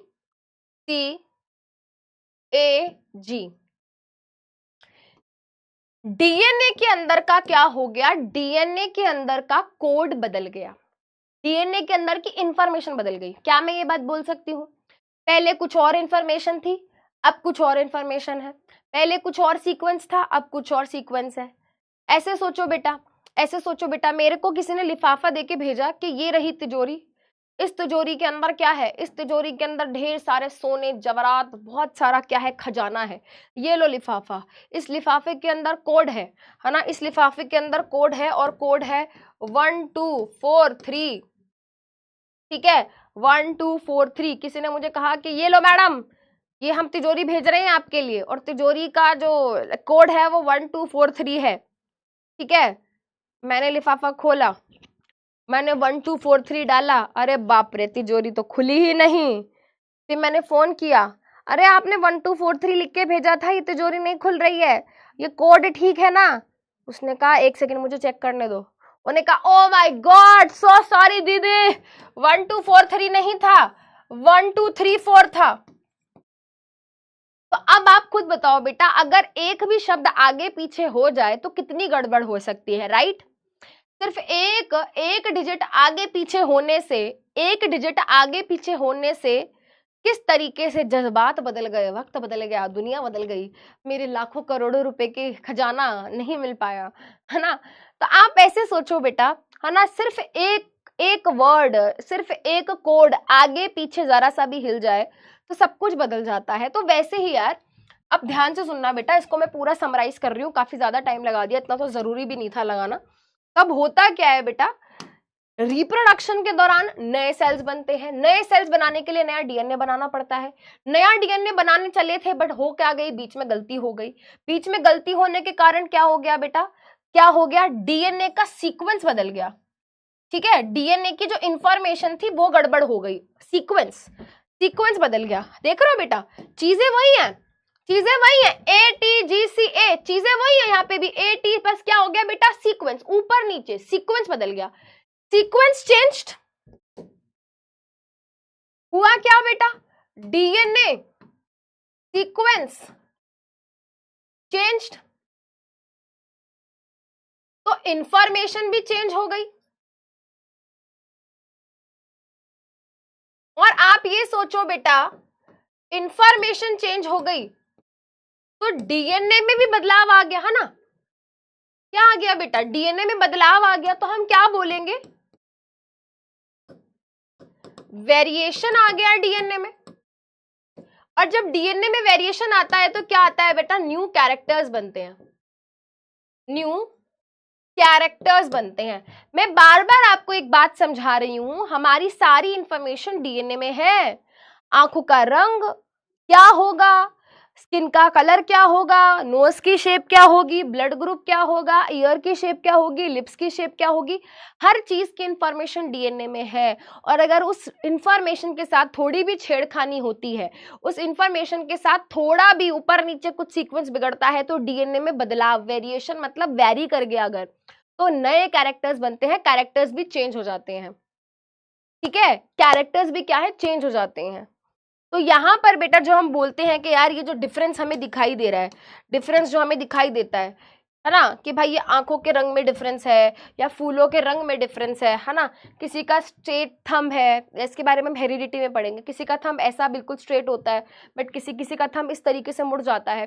तो ये सारे जो डिफरेंस है ना, ये जो वेरिएशन है, वेरिएशन मतलब ये जो वेरी कर रहा है, ये सारा वेरिएशन क्यों है बेटा, क्योंकि कहीं ना कहीं हम सबके डीएनए में थोड़ा बहुत, बहुत ज्यादा नहीं, हमारे सबके डीएनए में थोड़ा बहुत क्या है, डिफरेंस है, थोड़ा बहुत बहुत डिफरेंस है। और उस थोड़े बहुत डिफरेंस के कारण ही क्या है बेटा, ये सब वेरिएशन देखने को मिलते हैं। वैरी, हम सब वैरी कर रहे हैं एक दूसरे से, राइट, हम सब वैरी कर रहे हैं एक दूसरे से। तो बेटा ये सब क्यों हमें ये वेरिएशन क्यों है, क्योंकि डीएनए की इंफॉर्मेशन सबकी अलग है। और डीएनए की इंफॉर्मेशन कब, किसी भी ऑर्गेनिज्म के डीएनए की इंफॉर्मेशन कब बदलती है, जब वो रिप्रोड्यूस करता है, और रिप्रोड्यूस करने के दौरान जब वो नए सेल बनाता है। तो समराइज हियर बेटा, टू समराइज हियर बेटा, रिप्रोडक्शन करने के लिए नए सेल्स बनाने थे, नए सेल्स बनाने के चक्कर में हमने नया डीएनए बनाया, नया डीएनए बनाते बनाते गलती हुई, गलती होने के कारण क्या हुआ बेटा, डीएनए के अंदर जो इंफॉर्मेशन का सीक्वेंस था वो बदला, जिसके कारण डीएनए में चेंज आया, और डीएनए में चेंज आने के कारण क्या आया बेटा, नया कैरेक्टर आया। ठीक है, अब बेटा ये जो वेरिएशन होते हैं ये ऑर्गेनिजम्स के लिए क्या हो सकते हैं, यूजफुल हो सकते हैं। जैसे कि बेटा अगर हम ह्यूमन बींग्स का एग्जाम्पल लें तो आप ऐसे सोचो, आज से बेटा है ना लाखों साल पहले, आज से लाखों साल पहले बेटा, लाखों करोड़ों साल पहले बेटा हम ऐसे नहीं थे जैसे हम आज दिखते हैं, है ना। अगर हम, है ना, अब इनको ह्यूमन बींग्स भी नहीं बोल सकते, दिक्कत ये है, इसका ऑस्ट्रेलोपेथिकस इनका नाम है ना। पहले एक पार्ट होता था हेरिडिटी में, हेरिडिटी एंड एवोल्यूशन, तुम्हारा चैप्टर कम हो गया, शुक्र मनाओ, बच्चे आंसू से रहते थे उस चैप्टर में, तो वहां पे हम पढ़ते थे एवोल्यूशन ऑफ ह्यूमन बींग्स के बारे में, एवोल्यूशन ऑफ मैन के बारे में। तो भाई उस टाइम पे बेटा इन ऑर्गेनिजम्स ने बार बार रिप्रोड्यूस किया, बार बार रिप्रोड्यूस किया, तो क्या हुआ बेटा, बार बार नए सेल्स बने, बार बार नए सेल्स बने, तो क्या हुआ बेटा, बार बार डीएनए में चेंजेस आए, और जब बार बार डीएनए में चेंजेस आए तो नए नए कैरेक्टर बनते गए, और कहीं ना कहीं बेटा वो जो नए नए कैरेक्टर बनते गए उनको वो हेल्प करते गए, उनको वो हेल्प करते गए क्या करने में, बेटर तरीके से सरवाइव करने में, है ना। इसको नए कैरेक्टर्स मिले, है ना, इसको नए कैरेक्टर्स मिले, इसने बार बार रिप्रोड्यूस किया, नए सेल्स बने, नए सेल्स बनाने के चक्कर में नया डीएनए बनाया, नया डीएनए बनाया तो नए कैरेक्टर्स बने, है ना। तो बेटा वो कहीं ना कहीं वो कैरेक्टर्स जो इनके अंदर नए कैरेक्टर्स आए उन्होंने इनको हेल्प किया और बेटर सर्वाइव करने में, और बेटर सर्वाइव करने में, और बेटर सर्वाइव करने में। तो बेटा इस तरीके से क्या है, नए कैरेक्टर्स बनते गए और वो नए कैरेक्टर्स उनको हेल्प करते गए सर्वाइव करने में। ठीक है ना बेटा। हमारी एनसीईआरटी के अंदर एक एग्जाम्पल और दिया हुआ है, आखिरी एग्जाम्पल है बेटा, इसके बाद फिर मैं एसेक्सुअल रिप्रोडक्शन पे आऊंगी, मुझे आज एसेक्सुअल रिप्रोडक्शन खत्म करना है। ठीक है, देखो बेटा, मान लेते हैं बेटा यहाँ पे क्या है, मान लेते हैं कोई यहाँ पर फैक्ट्री है ना, मान लेते हैं बेटा यहाँ पर कोई फैक्ट्री है, फैक्ट्री में से धुआं निकल रहा है, AQI है 700 पार, और करो बीजेपी सरकार। ठीक है, हाँ जी, ठीक है भाई, क्या है भाई, दिल्ली का बहुत बुरा हाल है guys, literally I am not able to breathe properly, air purifier लगाने के बाद भी घर में ऐसा लगता है कि भाई क्या हो रहा है ये। हाँ जी, तो मान लेते हैं भाई इस फैक्ट्री के पास, मान लेते हैं भाई इस फैक्ट्री के पास क्या है, इस फैक्ट्री के आसपास क्या है, एक पॉन्ड है। ठीक है, इस फैक्ट्री के आसपास बेटा क्या है, मान लेते हैं पॉन्ड है। ठीक है, और उस पॉन्ड के अंदर क्या है बेटा, मान लेते हैं उस पॉन्ड के अंदर कुछ बैक्टीरिया है, ये बैक्टीरिया है, ये बैक्टीरिया है, ये बैक्टीरिया है, ये बैक्टीरिया है, ये बैक्टीरिया है, ये बैक्टीरिया है, ये बैक्टीरिया है, ये भी बैक्टीरिया है, ये भी बैक्टीरिया, ये भी बैक्टीरिया, बहुत सारे बैक्टीरिया। ठीक है, अब ध्यान से सुनना बेटा। ठीक है, तो ये क्या है भाई, हमें पता है ये है पॉन्ड, पॉन्ड के अंदर होता है पानी, पानी के अंदर बैक्टीरिया हो सकते हैं, क्यों नहीं हो सकते। तो मान लेते हैं बेटा ये है बैक्टीरिया ए, मान लेते हैं बेटा ये है बैक्टीरिया ए। बैक्टीरिया ए क्या कर सकता है बेटा, ये सरवाइव कर सकता है in the temperature range of, for example ये 20 से लेकर 30 डिग्री सेल्सियस टेम्परेचर में क्या है, सरवाइव कर सकता है। ये टेम्परेचर 20 से 30 डिग्री सेल्सियस टेम्परेचर में सरवाइव कर सकता है। ये बैक्टीरिया इतने रेंज ऑफ टेम्परेचर में क्या कर सकता है, सरवाइव कर सकता है। अब फैक्ट्री वालों को क्या मतलब है, उनको तो बेटा अपने फायदे से मतलब है। उन्होंने बेटा क्या किया, उन्होंने बहुत सारा वेस्ट रिलीज किया, है ना। फैक्ट्री में बेटा अलग अलग चीजें बनी होंगी, तो उन्होंने बहुत सारा वेस्ट पानी क्या कर दिया, उन्होंने बहुत सारा वेस्ट पानी, और उस पानी, वो जो पानी था ना, उस पानी का टेम्परेचर बहुत ज्यादा हाई था। उबलता हुआ पानी उन्होंने क्या कर दिया बेटा, उनकी मशीन में से उबलता हुआ पानी निकल रहा था, और वो क्या कर रहे हैं बेटा, वो डेली उस पानी को क्या कर रहे हैं, और डेली उस पानी को यहाँ पे क्या कर रहे हैं बेटा, इस पॉन्ड में रिलीज कर देते हैं। अभी किया नहीं है, अभी नहीं किया है, ठीक है, अभी नहीं किया मान लेते हैं। अब हुआ क्या बेटा, है ना, अभी हुआ क्या है, अब सुनो। मान लेते हैं बेटा इसमें से किसी एक बैक्टीरिया ने रिप्रोड्यूस करा, है ना, इसमें से किसी एक बैक्टीरिया ने क्या किया बेटा, रिप्रोड्यूस किया, और रिप्रोड्यूस करते टाइम उसने नया सेल बनाया, नया सेल बना रहा था, है ना, नया सेल बना रहा था तो नया डीएनए बना रहा था, नया डीएनए बना रहा था तो गलती हो गई मालिक, गलती से नया डीएनए में नया चेंज आ गया, है ना, और वो जो नया बैक्टीरिया बना है अब, है ना, वो जो नया बैक्टीरिया बना है अब,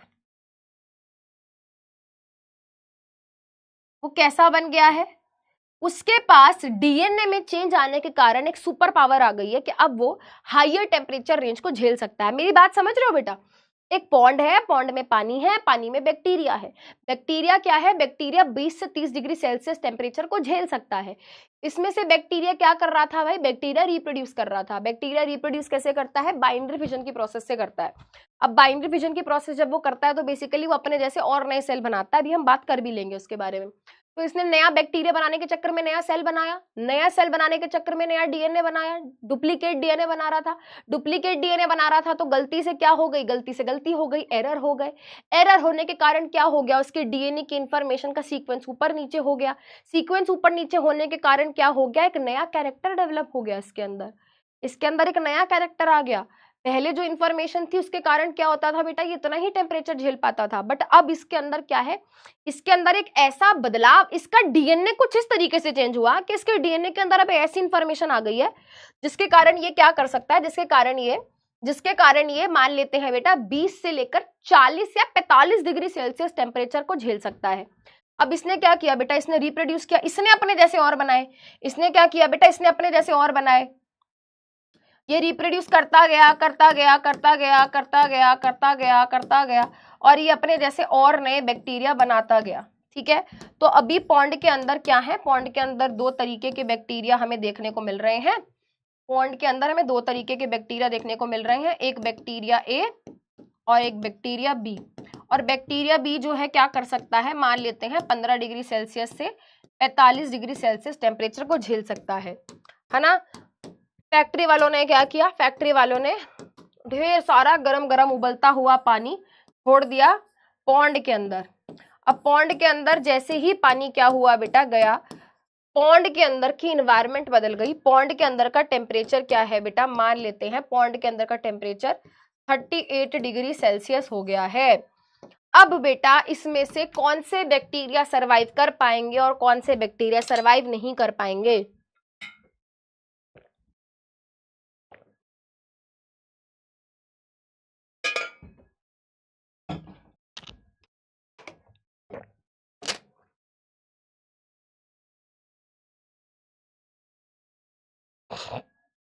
जल्दी बताओ, which bacteria will be able to survive and which bacteria will not be able to survive। B survive करेगा, वेरी गुड। बी क्या करेगा,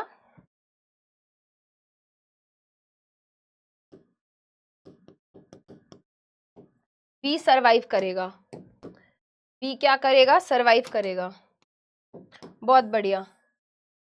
और ए क्या होगा बेटा, ए तो मर जाएगा, ए बेचारे मर जाएंगे, है ना। B will survive and A will die. ठीक है, तो ये एक एक करके बेचारे सब यहाँ से गायब गायब गायब गायब गायब गायब गायब गायब गायब गायब गायब, मर गए मर गए मर गए, आई मोरी भैया मर गए मर गए मर गए, बचाओ बचाओ बचाओ, आई मोरी भैया मर गए। तो भाई बैक्टीरिया, ए बैक्टीरिया जो होंगे बेटा मर जाएंगे, ठीक है, ए बैक्टीरिया जो है क्या होंगे भाई, मर जाएंगे। अब आप मुझे एक बात बताओ बेटा, अगर डीएनए में चेंज ना आया होता, अगर डीएनए में चेंज ना आया होता, तो क्या ये ब्लैक वाले बैक्टीरिया सरवाइव कर पाते? नहीं। क्या ये ब्लैक वाले, क्या ये बैक्टीरिया भी सरवाइव कर पाते? नहीं। तो क्या मैं यहाँ पर ये बोल सकती हूँ कि बदलती हुई इन्वायरमेंट में उस डीएनए के चेंज के कारण ही ये ऑर्गेनिज्म, ये स्पीशीज सरवाइव कर पाई? जल्दी बताओ बेटा। मैं यहाँ पर एक लाइन बोल रही हूँ, एनसीईआरटी में भी लाइन लिखी है कि बदलती हुई इन्वायरमेंट में ये जो नए कैरेक्टर्स होते हैं, बदलती हुई इन्वायरमेंट में ऑर्गेनिजम्स को कई बार सर्वाइव करने में हेल्प कर जाते हैं। एनसीईआरटी में लाइन लिखी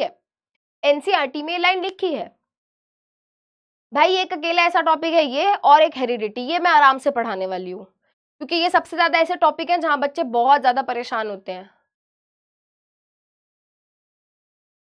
अगर, हाँ ठीक है, तो बेटा यहाँ पर देखो, यहाँ पर एक पॉइंट लिखा हुआ है मैंने, वेरिएशन मतलब डीएनए में जो चेंज आया है, वेरिएशन के कारण क्या हुआ, ऑर्गेनिज्म अडेप्ट कर पाया खुद को बदलती हुई एनवायरनमेंट में।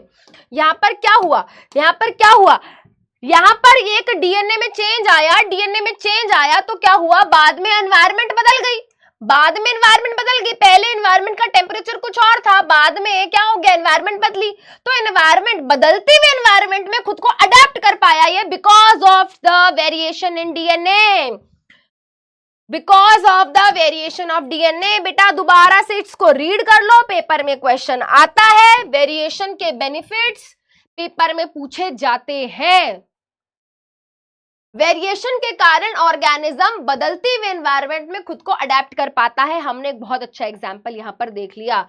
अब बेटा एक और चीज यहाँ पे लिखी हुई है, वेरिएशन की वजह से क्या होता है, ऑर्गेनिज्म खुद को स्टेबलाइज कर पाता है, स्टेबल रह पाता है। देखो बेटा यहाँ पर क्योंकि वेरिएशन आया, क्योंकि डीएनए में चेंज आया, तभी खुद को यहाँ पर स्टेबल तरीके से रोक पाया, ठीक है। अगर डीएनए में चेंज ना आता तो बेटा ये भी बेचारा क्या होता, मर जाता, ठीक है। उसके अलावा बेटा जैसे कि हम बात कर चुके हैं, डीएनए में धीरे धीरे चेंजेस आते हैं, जिसके कारण नई नई स्पीशीज बनती है ना, और एवोल्यूशन होता है, राइट। तो बेटा ये तीनों पॉइंट्स बहुत इंपॉर्टेंट है, इसकी हटा रही हूं, स्टार लगा लो, ठीक है, पेपर में आएगा, ठीक है। चलो बेटा इसी के साथ हमने जो छोटा सा था बट बड़ा ही इंपॉर्टेंट सा एक टॉपिक था वो हमने कर लिया है डिस्कस, और अब हम स्टार्ट कर रहे हैं बेटा with the basics. What is the difference between asexual and sexual reproduction. कोई भी ऑर्गेनिज्म बेटा जब रिप्रोड्यूस करता है, या तो वो एसेक्सुअली रिप्रोड्यूस करता है या फिर सेक्सुअली रिप्रोड्यूस करता है। एसेक्सुअल रिप्रोडक्शन का टॉपिक हम आज देखेंगे, ठीक है। छोटे छोटे टॉपिक्स हैं बेटा, फटाफट करते हुए जाएंगे।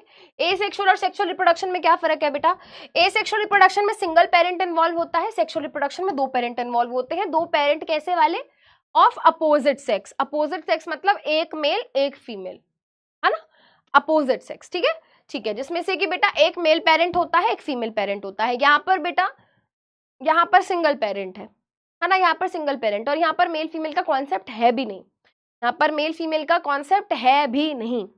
अमीबा में भाई वो एक सिंगल सेल है, उसमें क्या मेल और क्या फीमेल, ठीक है बेटा। चलो यहाँ पर बेटा कोई गैमीट नहीं बन रहा। गैमीट बोला जाता है बेटा उन सेल्स को जिनका स्पेशली क्या काम होता है, जिनका स्पेशली क्या होता है बेटा काम, सेक्सुअल रिप्रोडक्शन करने का काम होता है। मैं बताती हूँ, गैमीट्स मतलब स्पर्म एंड एग। गैमीट्स वो सेल्स होते हैं बेटा, गैमीट्स वो सेल्स होते हैं जो सेक्सुअल रिप्रोडक्शन में इन्वॉल्व होते हैं। तो स्पर्म एंड एग को, स्पर्म को और एग को क्या कहा जाता है, गैमीट कहा जाता है। तो बेटा सेक्सुअल रिप्रोडक्शन में चाहे प्लांट में हो, चाहे ह्यूमन बीइंग में हो, चाहे किसी दूसरे एनिमल में हो, चाहे किसी फंगस में हो, अगर वहां पर सेक्सुअल रिप्रोडक्शन हो रही है तो वहां पर स्पर्म भी बनेगा और एग भी बनेगा। बट एसेक्सुअल रिप्रोडक्शन में देखेंगे बेटा कोई स्पर्म एग नहीं बनता, बिना स्पर्म और एग बनाए हुए नया ऑर्गेनिज्म बन जाता है। यहाँ पर बेटा फर्टिलाइजेशन नहीं हो रही है ना, जब स्पर्म और एग ही नहीं बना तो फर्टिलाइजेशन की बात ही नहीं है, यहाँ पर फर्टिलाइजेशन होती है।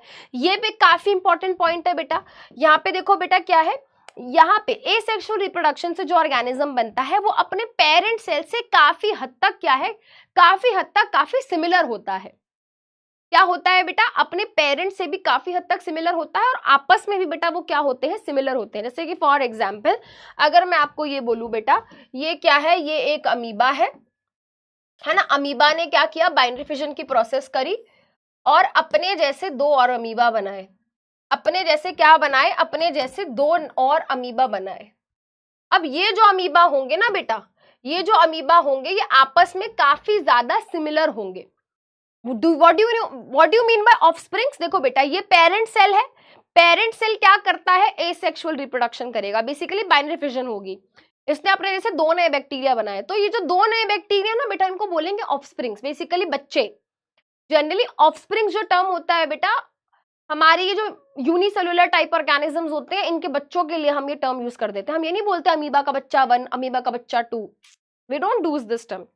नहीं बोलते चाइल्ड ऑफ अमीबा, ये नहीं बोलते हम चाइल्ड ऑफ अमीबा, अमीबा का बच्चा, वी डोंट से दैट। हम बोलते हैं ऑफस्प्रिंग। तो हम बोलेंगे ये क्या है, ये ऑफस्प्रिंग्स हैं, किसके, अमीबा के। तो हम ये बोलते हैं कि एसेक्सुअल रिप्रोडक्शन में जो ऑफस्प्रिंग्स बनते हैं वो आपस में काफी सिमिलर होते हैं, वो आपस में काफी सिमिलर होते हैं और काफी बेटा वो काफी हद तक अपने पेरेंट्स से ही क्या है, मिलते भी हैं, ठीक है। बट बेटा अगर हम सेक्सुअल रिप्रोडक्शन की बात करें, अगर हम सेक्सुअल रिप्रोडक्शन की बात करें, फॉर एग्जांपल अगर हम ह्यूमन बींग्स का केस ले बेटा, मान लो बेटा किसी ह्यूमन बींग ने रिप्रोड्यूस करा है ना, तो बेटा मान लेते हैं उनका एक बच्चा हुआ, ठीक है, बच्चा हुआ है ना, और मान लेते हैं बेटा 5-6 साल बाद एक और बच्चा हो गया। अब वो दोनों बहन भाई हैं या भाई भाई हैं या बहन बहन है, आपस में वो क्या है बेटा, आपस में एक दूसरे के बहन भाई हैं। तो आप देखोगे दोनों के पेरेंट्स सेम है ना, दोनों के पेरेंट्स सेम है, दोनों के मम्मी पापा सेम है, बट फिर भी उनकी शक्ल आपस में बिल्कुल एग्जैक्टली सेम नहीं है। हाँ हम बोल सकते हैं सिमिलर है कि यार आंखें दोनों की सेम है या दोनों की नोज सेम है, बट एग्जैक्टली 100% डिटो सेम नहीं है ना। ऐसा तो नहीं कह सकते यार पता ही नहीं चल रहा सोनू कौन है मोनू कौन है, पता ही नहीं चल रहा, अनटिल अनलेस वो ट्विन्स हैं, वो बात अलग है। बट आप देखोगे बेटा बिल्कुल 100% आइडेंटिकल नहीं होते, सिमिलैरिटी हो सकती है, बट वो एकदम एक जैसे नहीं होते। तो सेक्सुअल रिप्रोडक्शन में जो ऑफस्प्रिंग्स होते हैं बेटा, आप क्या हो, आप अपने पेरेंट्स के ऑफस्प्रिंग्स ही तो हो। अगर आप बेटा आपस में दो भाई हो, आपस में दो बहन हो या बहन भाई हो, तो आप अपने पेरेंट्स के ऑफस्प्रिंग्स ही तो कहलाए। तो आप एक ऑफस्प्रिंग हो, आपका बहन भाई एक दूसरा ऑफस्प्रिंग है, तो आप आपस में एक दूसरे को क्या करोगे, अगर कंपेयर करोगे तो यू विल रियलाइज कि हाँ यार हम सेम नहीं है, हम थोड़े डिसिमिलर है, नॉट जस्ट इन शक्ल, अकल ऑल्सो, ठीक है, एंड हरकतें ऑल्सो, ठीक है। तो वो यही कह रहा है कि भाई एसेक्सुअल रिप्रोडक्शन में क्या होते हैं, ऑफस्प्रिंग्स आपस में जेनेटिकली मतलब डीएनए वाइज क्या होते हैं, सेम होते हैं। डीएनए भी क्या होगा बेटा, सेम होगा, ठीक है। बट सेक्सुअल रिप्रोडक्शन में क्या होता है बेटा, जेनेटिकली डिसिमिलर। जेनेटिकली मतलब जीन्स मतलब डीएनए। कभी सोचा है कि आपस में भाई भाइयों की बहनों की शक्ल एग्जैक्टली सेम क्यों नहीं है? क्योंकि तुम दोनों के अंदर डीएनए भी सेम नहीं है। अगर तुम दोनों का डीएनए 100% सेम होता तो तुम बेटा 100% एक जैसे दिखते। तुम लोगों का डीएनए 100% सेम मैच नहीं कर रहा, इसलिए तुम्हारी शक्ल नहीं मैच कर रही। सिंपल, ठीक है। चलो अब हमें क्या करना है बेटा, हमें एसेक्सुअल रिप्रोडक्शन का टॉपिक देखना है। एसेक्सुअल रिप्रोडक्शन में बहुत सारे छोटे बहुत सारे टॉपिक्स हैं। एसेक्सुअल रिप्रोडक्शन टॉपिक में बेटा क्या है, छोटे बहुत सारे टॉपिक हैं। Fission, fragmentation, budding, spore formation, regeneration, vegetative propagation, very important, star लगा लो। पेपर में एडवांटेजेस ऑफ वेजिटेटिव प्रोपगेशन आता है, स्पोर फॉर्मेशन से भी क्वेश्चन आ सकता है, बडिंग से भी आ सकता है, एंड आने को तो बेटा देखो कहीं से भी आ सकता है, बट मैं आपको बता देती हूँ मल्टीपल फिजन से भी क्वेश्चन आता है, स्पोर फॉर्मेशन से, वेजिटेटिव प्रोपगेशन से, मतलब इन पे लगा रही हूँ स्टार। यहां से आने के सबसे ज्यादा चांसेस होते हैं। वेजिटेटिव प्रोपगेशन की advantages, spore formation and multiple fission, है ना। इन तीन से बहुत ज्यादा हाई चांसेस होते हैं कि पेपर में क्वेश्चन आए, ठीक है। चलो एक एक करके क्या करेंगे बेटा, सारे एसेक्सुअल मेथड्स को हम करेंगे डिस्कस, ठीक है। सारे एसेक्सुअल मेथड्स को हम क्या करेंगे बेटा, डिस्कस। चलो सबसे पहले फिजन की बात कर लेते हैं। फिजन का मतलब होता है बेटा, देखो आपने दो टर्म्स सुने होंगे, एक होता है फ्यूजन, एक होता है फिजन। एक होता है फ्यूजन और एक होता है फिजन। देखो बेटा एक सिंपल सी चीज बताऊंगी, जब एक चीज अपने आप को दो पार्ट्स में या दो से ज्यादा पार्ट्स में तोड़ ले तो ये हो गया फिजन, ठीक है। बट जब दो चीज आपस में मिलकर एक चीज बनाए तो वो होता है फ्यूजन, समझ रहे हो। एक चीज से टूटकर दो चीजें बन गई या दो से ज्यादा बन गई तो क्या हो गया बेटा, फिजन। फिजन का मतलब स्प्लिटिंग, ठीक है। और ये क्या हो गया बेटा, फ्यूजन। फ्यूजन मतलब मिलकर एक हो जाना। क्लियर है, क्लियर है, क्लियर है। This is fission. एक चीज दो में टूट गई, स्प्लिट हो गई, डिवाइड हो गई, और ये क्या है, फ्यूजन। फ्यूजन बेटा जब फर्टिलाइजेशन होती है तब फ्यूजन होता है, ठीक है। चलो अब हमें ये पढ़ना है, स्प्लिटिंग, फिजन।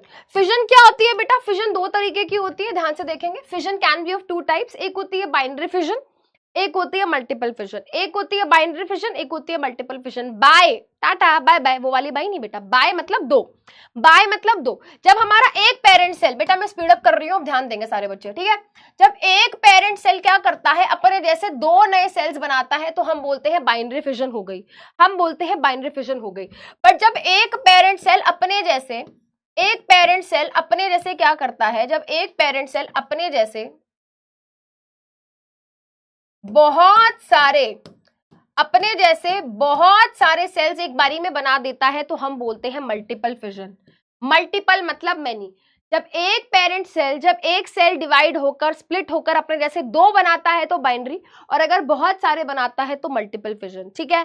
पहले बाइनरी फिजन की बात करते हैं। बाइनरी फिजन तीन तरीके की होती है, एक होता है इर्रेगुलर, एक होता है लॉन्गिट्यूडनल और एक होता है ट्रांसवर्स। ट्रांसवर्स आपके कोर्स में नहीं है बट मैं तीनों बता देती हूँ, ध्यान से सुनेंगे। देखो ये क्या है बेटा, ये अपना बैक्टीरिया है। ये क्या है बेटा, ये अपना लिशमानिया है। लिशमानिया के पास इस तरीके से एक फ्लैजेला होता है। और मान लेते हैं बेटा ये क्या है ना, नहीं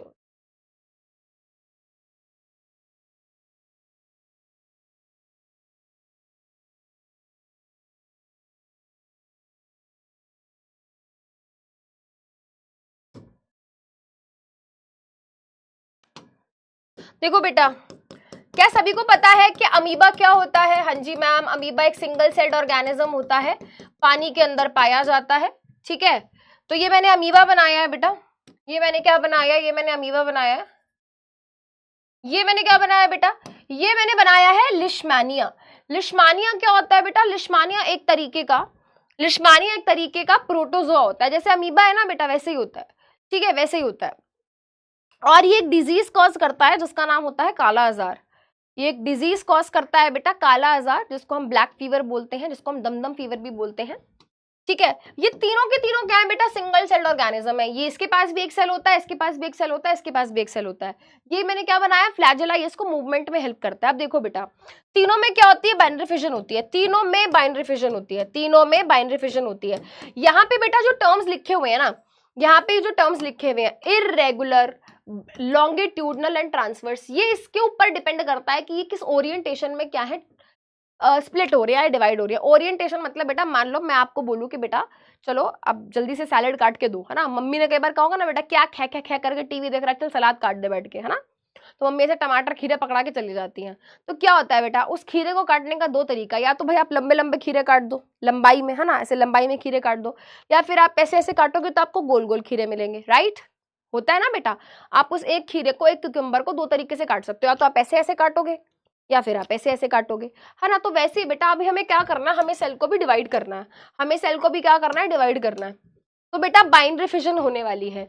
अब बेटा सेल कैसे टूट सकता है, अलग अलग तरीके से टूट सकता है। अगर हम लिशमानिया की बात करें बेटा, ये अभी अपने सेल को, अपने अभी एक सिंगल सेल को क्या करेगा, दो पार्ट्स में डिवाइड करेगा।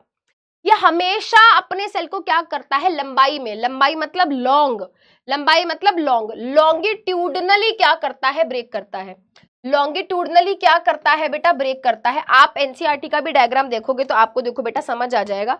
ये देखो बेटा धीरे धीरे क्या करेगा, धीरे धीरे अपने आप को इस तरीके से लंबाई में तोड़ेगा, और इस तरीके से देखो बेटा इसके क्या हो जाएंगे, दो पार्ट्स हो जाएंगे। तो ये हमेशा अपने सेल को क्या करता है, लॉन्गिट्यूडनली डिवाइड करता है। हमेशा क्या करता है भाई, अपने सेल को हमेशा इस तरीके से क्या करता है, लॉन्गिट्यूडनली डिवाइड करता है, लंबाई में अपने सेल को क्या करता है, डिवाइड करता है, it always longitudinally divides its own cell.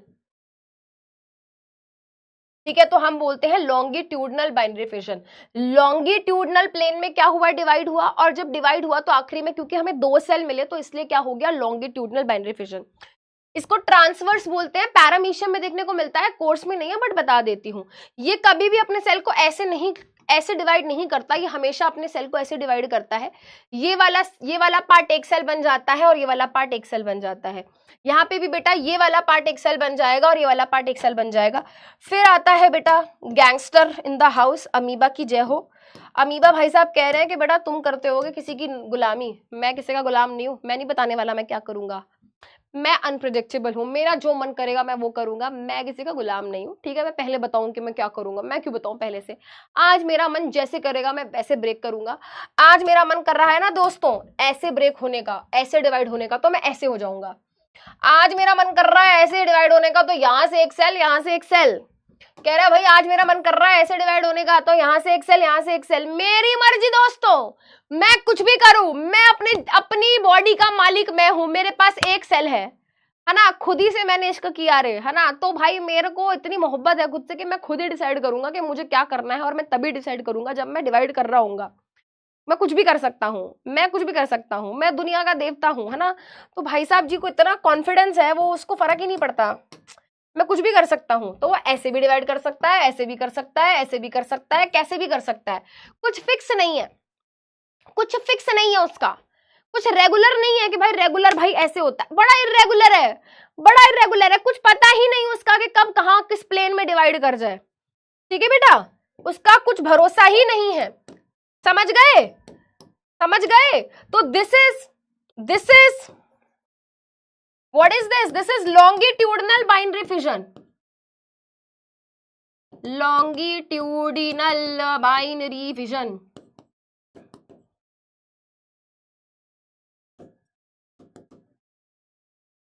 This is transverse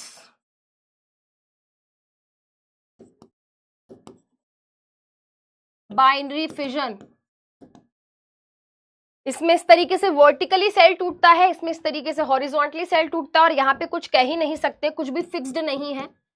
यानी कि यहाँ पर क्या है बेटा, इरेगुलर है, कुछ पता ही नहीं, इरेगुलर बाइनरी फिजन। जल्दी बताएंगे सभी बच्चे, एक बार चैट में CH लिखेंगे, #CH लिखेंगे और बताएंगे कि मैम हमें basic concept, basic difference clear हो गया है। जल्दी बताएंगे चैट में, एक बार #CH लिखेंगे, क्विकली क्विकली क्विकली क्विकली।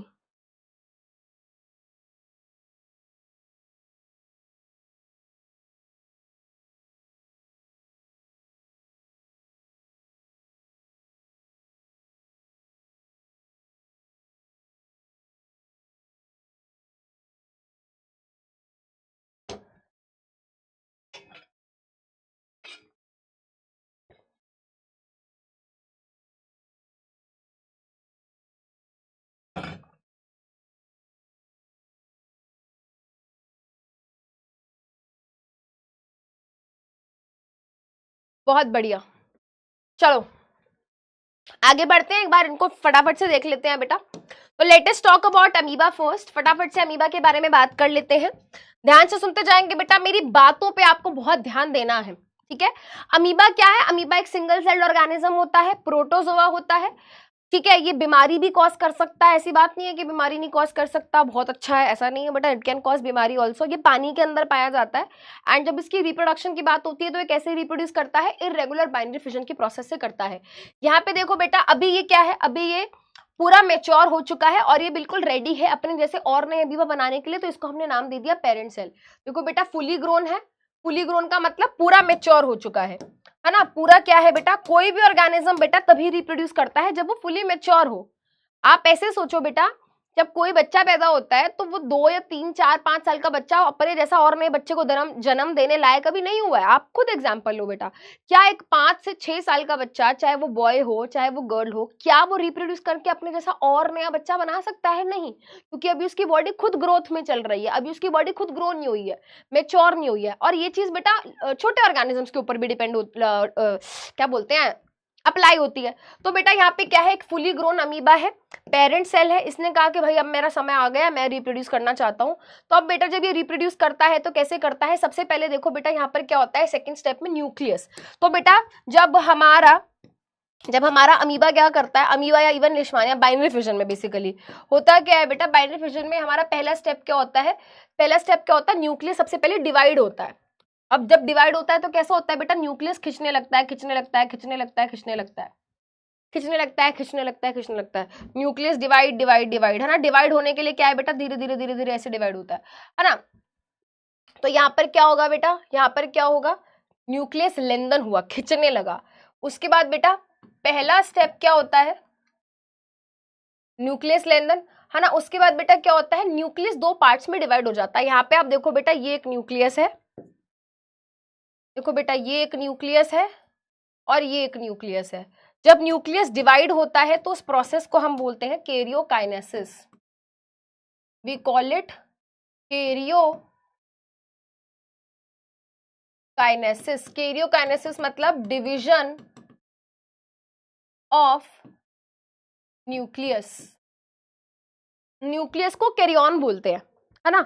तो वहीं से ये टर्म आया है, ठीक है। उसके बाद बेटा देखो न्यूक्लियस के क्या हो गए, न्यूक्लियस के दो टुकड़े हो गए एंड धीरे धीरे देखो बेटा साइटोप्लाज्म भी क्या है, साइटोप्लाज्म भी डिवाइड होना शुरू हो गया, साइटोप्लाज्म भी खिंचना शुरू हो गया, तो जब साइटोप्लाज्म डिवाइड होता है बेटा तो उसको हम क्या बोलते हैं, साइटोकाइनेसिस। साइटोकाइनेसिस मतलब डिवीजन ऑफ साइटोप्लाज्म। पेपर में एक बार क्वेश्चन आ गया था एमसीक्यू, प्रीवियस ईयर क्वेश्चन कराऊंगी तो तब बताऊंगी। अलग अलग स्टेप दे दिए थे, न्यूक्लियस लेंदेंस, division of nucleus, division of cytoplasm, ऐसे करके ना अलग अलग स्टेप्स दे दिए थे और उससे एक एमसीक्यू पूछा गया था और कहा था कि अरेंज करो सभी स्टेप्स को इन सिक्वेंशियल ऑर्डर, ठीक है। तो ये आपको पता होना चाहिए कि जब अमीबा रिप्रोड्यूस करता है तो पहले क्या डिवाइड होता है, न्यूक्लियस है साइटोप्लाज्म, पहले न्यूक्लियस डिवाइड होता है फिर साइटोप्लाज्म डिवाइड होता है, ठीक है बेटा, फिर साइटोप्लाज्म डिवाइड होता है। तो पेरेंट सेल ने कहा कि भाई मैं रिप्रोड्यूस करना चाहता हूं, ठीक है भाई, न्यूक्लियस डिवाइड होना शुरू हो गया, न्यूक्लियस लेंदन हुआ, न्यूक्लियस के दो टुकड़े हो गए, division of nucleus is karyokinesis and then cytoplasm भी डिवाइड हो गया, ठीक है, साइटोकाइनेसिस एंड फाइनली हमको दो डॉटर सेल्स मिल गए, एक सेल ये एक सेल ये। बेटा डॉटर का लेना देना कोई इस बात से नहीं है कि ये मेल है या फीमेल है, it has nothing to do with that कि ये मेल है या फीमेल, यहाँ पे कोई मेल फीमेल का कॉन्सेप्ट नहीं होता बेटा। टर्मिनोलॉजी कुछ इस तरीके से रखी जाती है, जो नए सेल्स बनते हैं उनको डॉटर सेल्स ही कहा जाता है, ठीक है। चलो इसके बाद क्या है बेटा, आ जाते हैं हम किसके ऊपर, लिश्मानिया पे। मैं बता चुकी हूँ आपको, पेपर में क्वेश्चन आ जाएगा कि एक ऑर्गेनिज्म है वो एक डिजीज कॉज करता है, काला आजार, बताओ वो कैसे रिप्रोड्यूस करता है। तो बेटा आपको पहले पता होना चाहिए काला आजार जो है एक बीमारी है जिसको हम बोलते हैं ब्लैक फीवर। काला आजार को बेटा ब्लैक फीवर भी कहा जाता है और ये कॉज होती है due to a unicellular organism जिसका नाम है लिश्मानिया, ये भी एक तरीके का प्रोटोजोआ होता है। अब ये कैसे रिप्रोड्यूस करता है बेटा, ये लॉन्गिट्यूडनल बाइनरी फिजन दिखाता है। सबसे पहले आप पेरेंट सेल को देखेंगे बेटा, ये हमारा फुली मैच्योर पेरेंट सेल है, इसके यहाँ से बेटा ये जुल्फ निकल रही है, ऐसी लटे सी निकल रही हैं, देख लो बेटा। अब ये जो जुल्फ लटे हैं फ्लैजेला, ये क्या करती हैं बेटा, इसको हेल्प करती हैं मूवमेंट में, ये इसको मोटिलिटी देती हैं, ये इसको मूवमेंट में हेल्प करती हैं, इसी की वजह से ये मूव कर पाता है सेल, है ना। ये इसका न्यूक्लियस है। अब यहाँ पे देखना बेटा, आप ध्यान से देखते चलो, ध्यान से देखिएगा, इस ध्यान से देखिए। अब आप बेटा इसमें नोटिस करो एक चीज, यहाँ पे ये फ्लैजेला है, यहाँ पर ये फ्लैजेला है, बट देखो यहाँ पर एक नया फ्लैजेला बनना शुरू हो गया है, ठीक है, यहाँ पे नया फ्लैजेला बनना शुरू हो गया है, फॉर्मेशन ऑफ न्यू फ्लैजेला। थोड़ी देर बाद हमने देखा फ्लैजेला का साइज तो बढ़ ही गया है, बट यहाँ पर न्यूक्लियस ने भी क्या करना शुरू कर दिया है, इलोंगेट, न्यूक्लियस भी डिवाइड होना शुरू हो चुका है। अगले स्टेप में फ्लैजेला का साइज देखो बेटा काफी ग्रो हो चुका है और यहाँ पर देखो दो न्यूक्लियस क्या है, बन चुके हैं, यानी कि डिवीजन ऑफ न्यूक्लियस हो चुका है, यानी कि कैरियोकाइनेसिस हो गई है। न्यूक्लियस डिवाइड जैसे ही होता है बेटा, यहाँ पर देखो साइटोप्लाज्म भी डिवाइड होना शुरू हो गया है और यहाँ पे देखो बेटा फ्लैजेला ऑलमोस्ट पूरा बन चुका है। अब धीरे धीरे बेटा यहाँ से साइटोप्लाज्म डिवाइड हो रहा है, किस ओरिएंटेशन में, लॉन्गिट्यूडनल प्लेन में, है ना। लंबाई में क्या है बेटा, ये फटना शुरू हो गया है, स्प्लिट होना शुरू हो गया है, डिवाइड होना शुरू हो गया है एंड इवेंचुअली बेटा ये पूरा इस तरीके से क्या होगा, अलग हो जाएगा। ये एक ये एक लिशमानिया विद इट्स ओन फ्लैजिला, ये एक लिशमानिया विद इट्स ओन फ्लैजिला क्या है, बन चुका है, और 2 डॉटर सेल्स बन गए हैं लिशमानिया के। सिंपल सी चीज है, यहाँ पे लंबाई में क्या हो रहा है, डिवाइड हो रहा है। सिंपल सी आपको ये बात याद रखनी है, ठीक है। फिर आ जाते हैं बेटा, देखो मैंने बताया ट्रांसवर्स बाइनरी फिजन आपके कोर्स में नहीं है, आपकी बुक में नहीं है, बट मैंने बता दिया, याद रखना कि पैरामीशियम में होता है, ठीक है। चलिए बेटा अब बात कर लेते हैं किसकी, multiple fission and multiple fission की। पेपर में डायरेक्ट क्वेश्चन आ जाता है एमसीक्यू टाइप की, भाई मल्टीपल फिजन कौन से ऑर्गेनिज्म में होती है, तो मल्टीपल फिजन बेटा प्लाज्मोडियम नाम के ऑर्गेनिज्म में होती है। प्लाज्मोडियम बेटा वही ऑर्गेनिज्म होता है जो मलेरिया कॉज करता है, ये एक डिजीज कॉज करता है जिसका नाम है मलेरिया, इसलिए इसको मलेरियल पैरासाइट भी कहा गया है, क्योंकि ये क्या करता है बेटा, ये मलेरिया कॉज करता है। आपको पता है हमारी बॉडी में जब किसी को भी मलेरिया होता है तो क्या होता है बेटा, ये प्लाज्मोडियम नाम का ऑर्गेनिज्म, ये प्लाज्मोडियम नाम का ऑर्गेनिज्म हमारी ब्लड के थ्रू हमारे लिवर में पहुंच जाता है, और हमारे लिवर में बैठ के बेटा ये क्या करता है, ये वाली प्रोसेस मल्टीपल फिजन डिवाइड करता है बेटा, 1 से 2, 2 से 4 ऐसे, है ना। अब देखो बेटा होता क्या है, सबसे पहले देखेंगे यहाँ पर, मैं यहाँ पर एक सिंगल प्लाज्मोडियम आपको दिखा रही हूँ, ये उस सिंगल प्लाज्मोडियम की क्या है बेटा, उस सिंगल प्लाज्मोडियम की प्लाज्मा मेम्ब्रेन है। ये क्या है, ये उसका साइटोप्लाज्म है। ये क्या है, ये उसका न्यूक्लियस है। ये क्या है मैम, बाहर बेटा उसने जैकेट पहनी हुई है, उसको ठंड लग रही है नहीं बेटा, उसकी प्रोटेक्शन के लिए क्या होती है बेटा, उसकी प्रोटेक्शन के लिए आपको जैसे यहाँ पे देखो समझ आ रहा होगा, आई डोंट नो ये फोटो देख के आपको आइडिया हो रहा है, जैसे बेटा मैं क्या कर लूँ भाई, ये तो मैं हूं ही, बट मैं ऊपर से क्या कर लूँ, मैं ऊपर से एक जैकेट ओढ़ लूँ, एक जैकेट क्या कर लूँ, जैकेट पहन लूँ, ठीक है। जैसे मान लो भाई ये क्या है ना, मान लो बेटा मैं क्या हूँ, मान लो मैं प्लाज्मोडियम हूँ, है ना, मान लो मैं प्लाज्मोडियम हूँ, और प्लाज्मोडियम के ऊपर क्या है, प्लाज्मोडियम के ऊपर एक कवरिंग है, एक जैकेट है ना, जो कि क्या करती है, प्रोटेक्ट करती है। उस जैकेट का नाम है ना, उस प्रोटेक्टिव कवरिंग का नाम क्या होता है, उस प्रोटेक्टिव कवरिंग का नाम होता है सिस्ट, ठीक है। उसके ऊपर क्या चढ़ी हुई है बेटा, सिस्ट चढ़ी हुई है। तो बहुत सारे बच्चों को लगता है ये प्लाज्मा मेम्ब्रेन है, नहीं बेटा, ये एक जैकेट है, एक प्रोटेक्टिव वॉल है, और उस प्रोटेक्टिव वॉल का नाम होता है सिस्ट। क्या नाम होता है, सिस्ट, ठीक है। अब होता क्या है बेटा, ये जो प्लाज्मोडियम है ये कहता है कि भाई अब तो मैं बड़ा हो गया, अब तो मैं क्या करूंगा, अब तो मैं रिप्रोड्यूस करूंगा, और मैं अपने जैसे और क्या बनाऊंगा, अपने जैसे और प्लाज्मोडियम बनाऊंगा, ठीक है। तो यहाँ पे देखो बेटा क्या होता है, ये प्लाज्मोडियम, ये जैकेट को भूल जाओ, ये प्लाज्मोडियम, ठीक है, ये प्लाज्मोडियम बेटा डिवाइड करता है, ये प्लाज्मोडियम डिवाइड करता है 1 से 2, 2 से 4, 8, 16, 32, 64, 128 करते करते बहुत सारे सेल्स बना लेता है, और वो बहुत सारे प्लाज्मोडियम अभी भी उसी जैकेट के अंदर ही है, वो जैकेट, वो कवरिंग अभी भी वही है, बस उसी के अंदर बेटा नए नए प्लाज्मोडियम बनते जा रहे हैं। मतलब ऐसा नहीं है कि इन सबके पास अपनी अपनी सिस्टम, अपनी अपनी प्रोटेक्टिव, अपनी अपनी जैकेट नहीं है इनके पास, वो अभी एक सिंगल जैकेट के अंदर ही बैठे हैं। वो बेटा सिस्ट, वो प्रोटेक्टिव वॉल अभी वही है, वहीं पर है बेटा, वो उसी जैकेट के अंदर 1 से 2, 4, 16, 32 करते करते करते करते बहुत सारे प्लाज्मोडियम क्या होते हैं बेटा, अंदर बैठ जाते हैं। फिर जैकेट भी कहती है भाई तुम पागल हो गए हो क्या, मैं इतने सारे लोगों को कैसे अकोमोडेट करूं, मेरे बस की नहीं है। तो एक टाइम आता है बेटा जैकेट फट जाती है ना, वो वॉल जो है, वो सिस्ट जो है ब्रेक हो जाती है, और ये सारे डॉटर सेल्स देखो क्या है बेटा, बाहर रिलीज हो जाते हैं, और फिर मिशन पे निकल जाते हैं, मलेरिया मलेरिया मलेरिया, आओ चलो सबको मलेरिया कॉज करे, आओ चलो मलेरिया कॉज करे, राइट। तो यहाँ पर देखो बेटा हमने एक सिंपल सी चीज याद रखनी है, किसमें होती है मल्टीपल फिजन, प्लाज्मोडियम में, मलेरिया कॉज करता है, और याद रखेंगे यहाँ पर मल्टीपल डॉटर सेल्स बनते हैं, ठीक है। पेपर में एक बार क्वेश्चन आया था, मैं करा भी दूंगी बेटा पीवाईक्यूज में, पेपर में क्वेश्चन आया था कि प्लाज्मोडियम भी बाइनरी फिजन कॉज करता है और अमीबा भी बाइनरी फिजन कॉज करता है, बताओ दोनों में क्या डिफरेंस है, ऐसे क्वेश्चन आएंगे बेटा। पेपर में क्वेश्चन आया कि देखो अमीबा भी क्या है, बाइनरी फिजन करता है, सॉरी क्वेश्चन नहीं था, क्वेश्चन ये था कि अमीबा भी फिजन कॉज करता है और प्लाज्मोडियम भी फिजन कॉज करता है, दोनों में क्या डिफरेंस है। तो आप बताओगे भाई अमीबा बाइनरी फिजन करता है और प्लाज्मोडियम मल्टीपल फिजन करता है। अमीबा के अंदर 2 डॉटर सेल्स बनते हैं, यहाँ पर मल्टीपल डॉटर सेल्स बनते हैं, ठीक है। अमीबा के अंदर इर्रेगुलर वाली होती है ना, यहाँ पर तो बेटा कुछ इस कॉन्सेप्ट ही नहीं है प्लेन का, ठीक है। चलो आगे बढ़ते हैं, फिर बात करते हैं बेटा बडिंग की, है ना। और जब भी मैं बडिंग पढ़ाती हूँ तो मैं बच्चों से एक ही सवाल करती हूँ, क्या आपने कभी शिनचान देखा है, और अगर आपने शिनचान देखा है तो बेटा आपको याद होगा आपको याद होगा कि जब शिनचैन ज्यादा मस्ती करता था तो उसकी मम्मी उसकी कुटाई कर देती थी।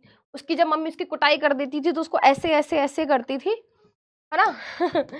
है ना? याद करो भाई।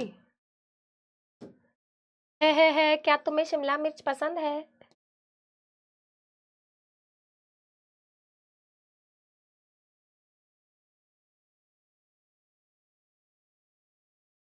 तो उसके उसके सर पे इस तरीके से ऐसे एक वो आउटग्रोथ आ जाती थी, याद है? याद है? हाँ, याद है बेटा? उसकी मम्मी उसकी कुटाई कर देती थी, है ना? ऐसा सा होता था Shinchan. I am very poor at drawing, जैसा कि आप सभी को पता है दोस्तों। नहीं पता? अच्छा, मुझे अरे यार पता नहीं, जिस जो समझ गया वो यस लिख रहा है, जो समझ गया वो यस लिख रहा है। तो बेटा याद करो, याद करो, जब शिनचैन की पिटाई हो जाती थी तो उसके सर पे यहाँ फोड़ा, बच्चे कह रहे फोड़ा आ गया। आप देखो बेटा उसके सर पे क्या आ गया, उसके सर पे बाहर कुछ ग्रो कर गया, उसके सर पे बाहर कुछ ग्रो कर गया। बाहर, बाहर मतलब आउट, बाहर मतलब आउट, कुछ ग्रो कर गया मतलब ग्रोथ, एक आउट ग्रोथ आ गई। क्या आ गई? एक आउट ग्रोथ आ गई। तो वैसे ही बेटा हमारे कुछ ऑर्गेनिजम्स होते हैं, हमारे कुछ ऑर्गेनिजम्स होते हैं, उनके बॉडी के सरफेस पे क्या होता है, बाहर की तरफ, उनके बॉडी के सरफेस पे क्या होता है, बाहर की तरफ एक आउटग्रोथ आ जाती है, बाहर की तरफ एक आउटग्रोथ आ जाती है, उसको बोलते हैं हम बड। और उस बड से पूरा एक नया ऑर्गेनिज्म बन जाता है। एंड जिस जिस ऑर्गेनिज्म के अंदर बेटा इस बड की मदद से एक नया ऑर्गेनिज्म बनाया जाता है, उस प्रोसेस को हम बोलते हैं बडिंग। बडिंग मतलब एक ऐसी प्रोसेस जहां पे क्या होगा, पहले एक ग्रोथ होगी, बाहर की तरफ एक आउटग्रोथ होगी, बाहर की तरफ एक आउटग्रोथ होगी, आउट मतलब बाहर, ग्रोथ मतलब कुछ ग्रो कर गया, और उससे एक पूरा मैच्योर ऑर्गेनिज्म बनेगा। यहाँ पे देखो बेटा एक ऑर्गेनिज्म है जिसका नाम है ईस्ट। ईस्ट को हम साइंटिफिक लैंग्वेज में सैक्रोमाइसिस सेरेविसी बोलते हैं। मैम चक्कर आ गए सुन के, क्या बोल दिया आपने, एक बार प्लीज रिपीट करना। Saccharomyces cerevisiae. छोड़ दो, ठीक है। ये क्या है बेटा, ये उसका सेल है, ये ईस्ट का सिंगल सेल है, एक सिंगल ईस्ट का सेल है, ये उसका न्यूक्लियस है। अब आप ये देखो बेटा, ये उसका एक सिंगल सेल था, इस सेल के बाहर, इस सेल के बाहर आप देखो बेटा इस तरीके से एक आउटग्रोथ आ गई, है ना, बड का फॉर्मेशन हुआ है। अब ये बड क्या करती है, इस वाले सेल से, ये इसका पेरेंट सेल है ना बेटा, ये पेरेंट सेल है, कहती है थोड़ा सा न्यूक्लियस दे दो, ओके, थोड़ा सा साइटोप्लाज्म दे दो, ओके। तो बेटा ये थोड़ा थोड़ा सामान यहाँ से लेती रहती है। तो थोड़ी देर बाद आप देखोगे बेटा इसके पास अपना खुद का न्यूक्लियस भी आ जाएगा, इसके पास अपना खुद का साइटोप्लाज्म भी आ जाएगा, और बेटा ये धीरे धीरे अपना साइज भी बड़ा कर लेगी, साइज भी बड़ा हो जाएगा, साइज बड़ा हो जाएगा, और देखेंगे थोड़े टाइम बाद जब इसका खुद का न्यूक्लियस, खुद का साइटोप्लाज्म हो गया, तो टाटा बाय बाय बोल के कह रही है, लो चली मैं, बाय बाय बाय, मैं तो बड़ी हो गई, है ना। तो बेटा फुल ग्रो करके अपना निकल लेती है ये पतली गली से। समझ आया? दोबारा रिपीट करियो, देखो ये क्या है, ये पेरेंट सेल है। What is this? This is a parent cell. देखो ये क्या है बेटा, ये पेरेंट सेल है, इसके पास अपना प्रॉपर न्यूक्लियस, साइटोप्लाज्म सब कुछ, और ये मैच्योर हो चुका है। तो क्या होगा बेटा, इसके सरफेस पे बाहर की तरफ, इस पेरेंट सेल के बाहर की तरफ एक छोटी सी ग्रोथ आएगी। ये ग्रोथ क्या करेगी, कहेगी पेरेंट सेल को थोड़ा सा साइटोप्लाज्म दे दो, ये भी बेचारा प्यार में, है ना, आपके भाई चलो छोटा सा कोई है दे देता हूँ दान में, तो ये थोड़ा सा साइटोप्लाज्म दे देता है। फिर कहता है यार अब थोड़ा सा न्यूक्लियस भी मिल जाता है, तो अपना न्यूक्लियस भी डिवाइड, है ना, न्यूक्लियस भी ऐसे ऐसे करके थोड़ा थोड़ा न्यूक्लियस भी मिल जाता है। तो भाई इसके पास धीरे धीरे करते हुए बेटा, धीरे धीरे करते हुए इसके पास न्यूक्लियस भी, साइटोप्लाज्म सब इसके पास इकट्ठा हो गया। अब ये क्या करता है, अब इसके पास साइटोप्लाज्म है, सब कुछ है, प्रोटीन शोटीन सब कुछ आ गया, धीरे धीरे बेटा अपना बिजनेस फैला लेता है, धीरे धीरे अपना बिजनेस फैला लेता है, अपना एक्सपैंड करता है खुद को।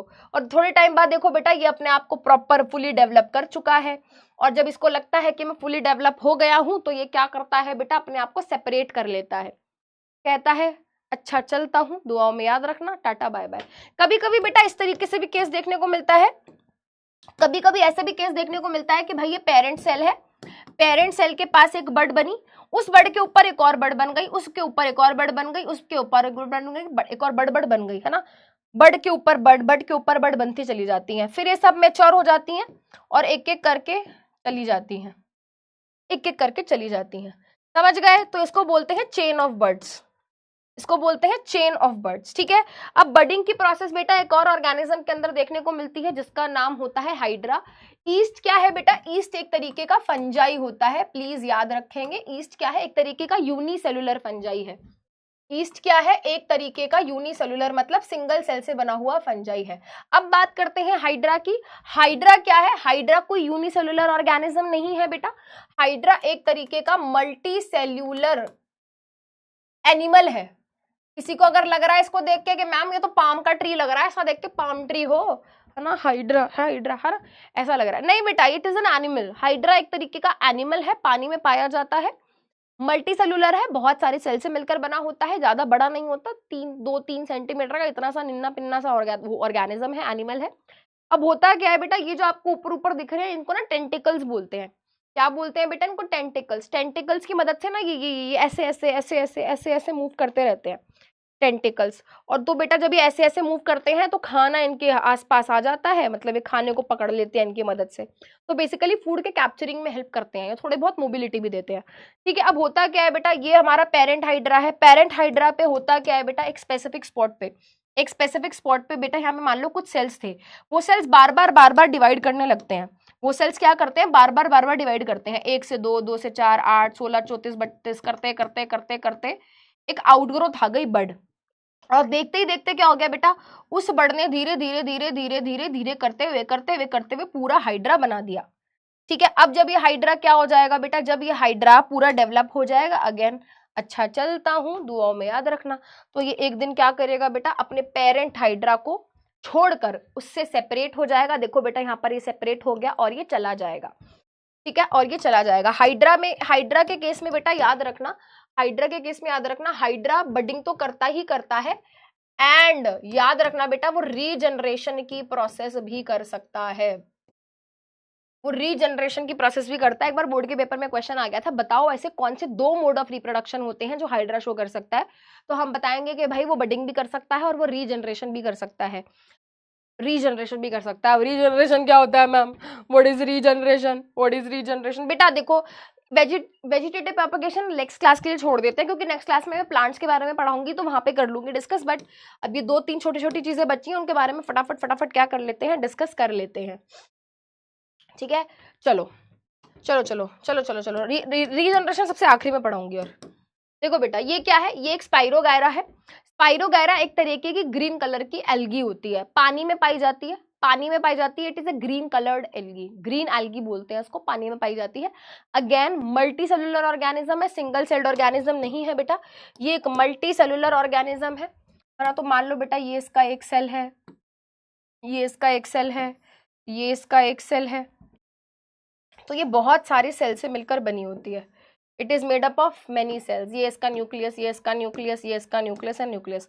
अब होता क्या है बेटा, होता क्या है, ये खुद ही है ना, खुद ही कहती है मैं तो टूट गया भाई, मैं तो टूट गया, है ना। तो जैसे ये मैच्योर होती है कि खुद अपने आप के टुकड़े कर लेती है, और रैंडमली कहीं से भी, ये नहीं कि जहां पे 2 सेल मिल रहे होंगे वहां से खुद को ब्रेक करेगी, नहीं, रैंडमली कहीं से भी ये क्या करती है बेटा, रैंडमली कहीं से भी बेटा अपने आप को टुकड़ों में क्या कर देती है, खुद ही अपने सेल्स को तोड़ देती है। और खुद ही जब अपने सेल्स को तोड़ती है तो क्या हो गया, टुकड़े टुकड़े टुकड़े हो गए, टुकड़े टुकड़े कर दूंगा खुद के, टुकड़े टुकड़े कर दूंगा खुद के, है ना, खुद टुकड़े टुकड़े कर लिए।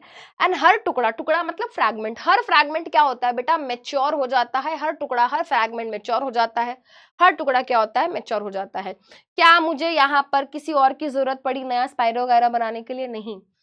क्या मुझे यहाँ पर किसी मेल फीमेल हाइड्रा की जरूरत पड़ी? नहीं। नया हाइड्रा बन गया, नया ईस्ट बन गया, नया लिशमानिया, नया प्लाज्मोडियम, नया अमीबा बन गया। और ऐसा करने के लिए हमने कहीं भी किसी भी, है ना, ऐसा करने के लिए हमने कहीं पे भी किसी मेल या फीमेल हाइड्रा की या किसी ऑर्गेनिज्म की जरूरत नहीं पड़ी, कहीं पे भी स्पर्म एग बनाने की जरूरत नहीं पड़ी, कहीं पे भी फर्टिलाइजेशन करने की जरूरत नहीं पड़ी। तो ये सब क्या है भाई, एसेक्सुअल रिप्रोडक्शन ही तो है।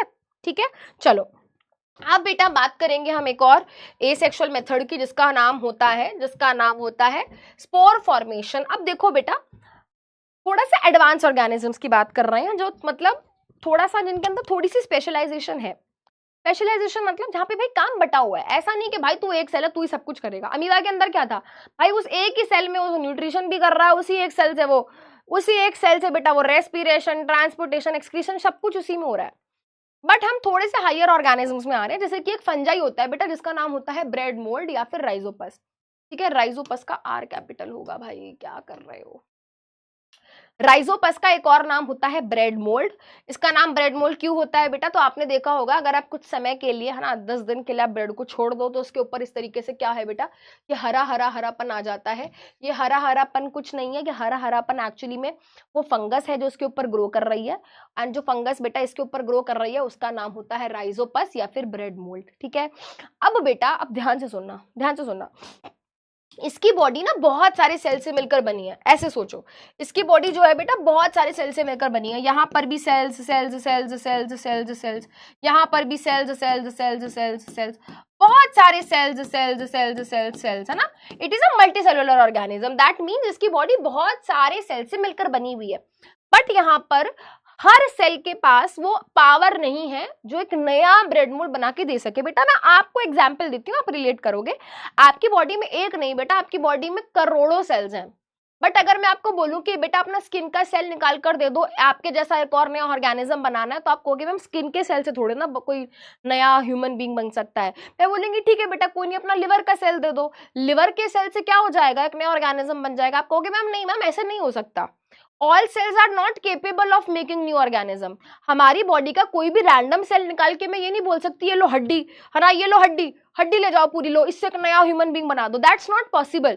वो सुपर पावर भी तो होनी चाहिए नया ऑर्गेनिज्म बनाने की। तो वो जो नया ऑर्गेनिज्म बनाने की सुपर पावर जो होती है बेटा वो किसके पास होती है, ह्यूमन बींग से केस में स्पर्म के पास और एग के पास। इसके अलावा कोई भी ऐसा सेल नहीं है ह्यूमन बॉडी के अंदर जिसकी मदद से आप एक नया ऑर्गेनिज्म बना सको। कोई भी सेल नहीं है बेटा ह्यूमन बॉडी के अंदर स्पर्म और एग के अलावा जिससे आपने ऑर्गेनिज्म बना पड़ा, और वो भी तभी बन पाएंगे जब उन दोनों को आप क्या कराओगे, फ्यूज कराओगे। तो चाहे तुम मसल का सेल, लिवर का सेल, किडनी का सेल, कहीं का भी सेल निकाल कर ले आओ, आप उससे एक नया ऑर्गेनिज्म नहीं बना सकते। वैसे ही बेटा आप इस पे ध्यान दो, इसकी बॉडी में बहुत सारे सेल्स हैं, हंड्रेड्स ऑफ सेल्स हैं बेटा। इसकी बॉडी में हंड्रेड्स नहीं थाउजेंड्स ऑफ सेल्स होते हैं। बट वो थाउजेंड्स या हंड्रेड्स ऑफ सेल्स में बेटा वो क्षमता नहीं है, वो पावर नहीं है नया ब्रेड मोल्ड बनाने की। वो नया ब्रेड मोल्ड बनाने की जो ताकत है, वो जो पावर है, वो है स्पोर के अंदर। तो अगर आपसे कोई पूछे कि भाई विच सेल्स इन ब्रेड मोल्ड या काफी सारी फंजाई में नया ब्रेड मोल्ड किसकी मदद, सॉरी नया ब्रेड मोल्ड कौन बना सकता है, नया ब्रेड मोल्ड बना सकता है स्पोर। तो स्पोर क्या है, स्पोर वो एक स्पेशलाइज्ड सेल है। स्पोर एक स्पेशलाइज्ड सेल है जिसकी मदद से एक नया ऑर्गेनिज्म बनेगा। ठीक है, ठीक है, जिसकी मदद से एक नया ऑर्गेनिज्म बनेगा। ठीक है, अच्छा आप स्पोर को ना आप ऐसे मान लो जैसे सीड होता है, जैसे सीड होता है। अगर आपको नया पौधा उगाना है तो आपको क्या करना पड़ेगा, आप सीड लेकर आओगे, सॉइल में डालोगे, सॉइल को आप सॉइल में डालने के बाद आप उसको पानी दोगे, है ना, एयर दोगे, सनलाइट दोगे, धीरे धीरे बेटा उस सीड में से नया प्लांट निकल आएगा। ऐसे ही होता है ना। नया प्लांट बनाने के लिए क्या चाहिए, नया प्लांट बनाने के लिए सीड चाहिए। अगर मेरे को सीड मिल गया तो भाई मेरा काम हो गया।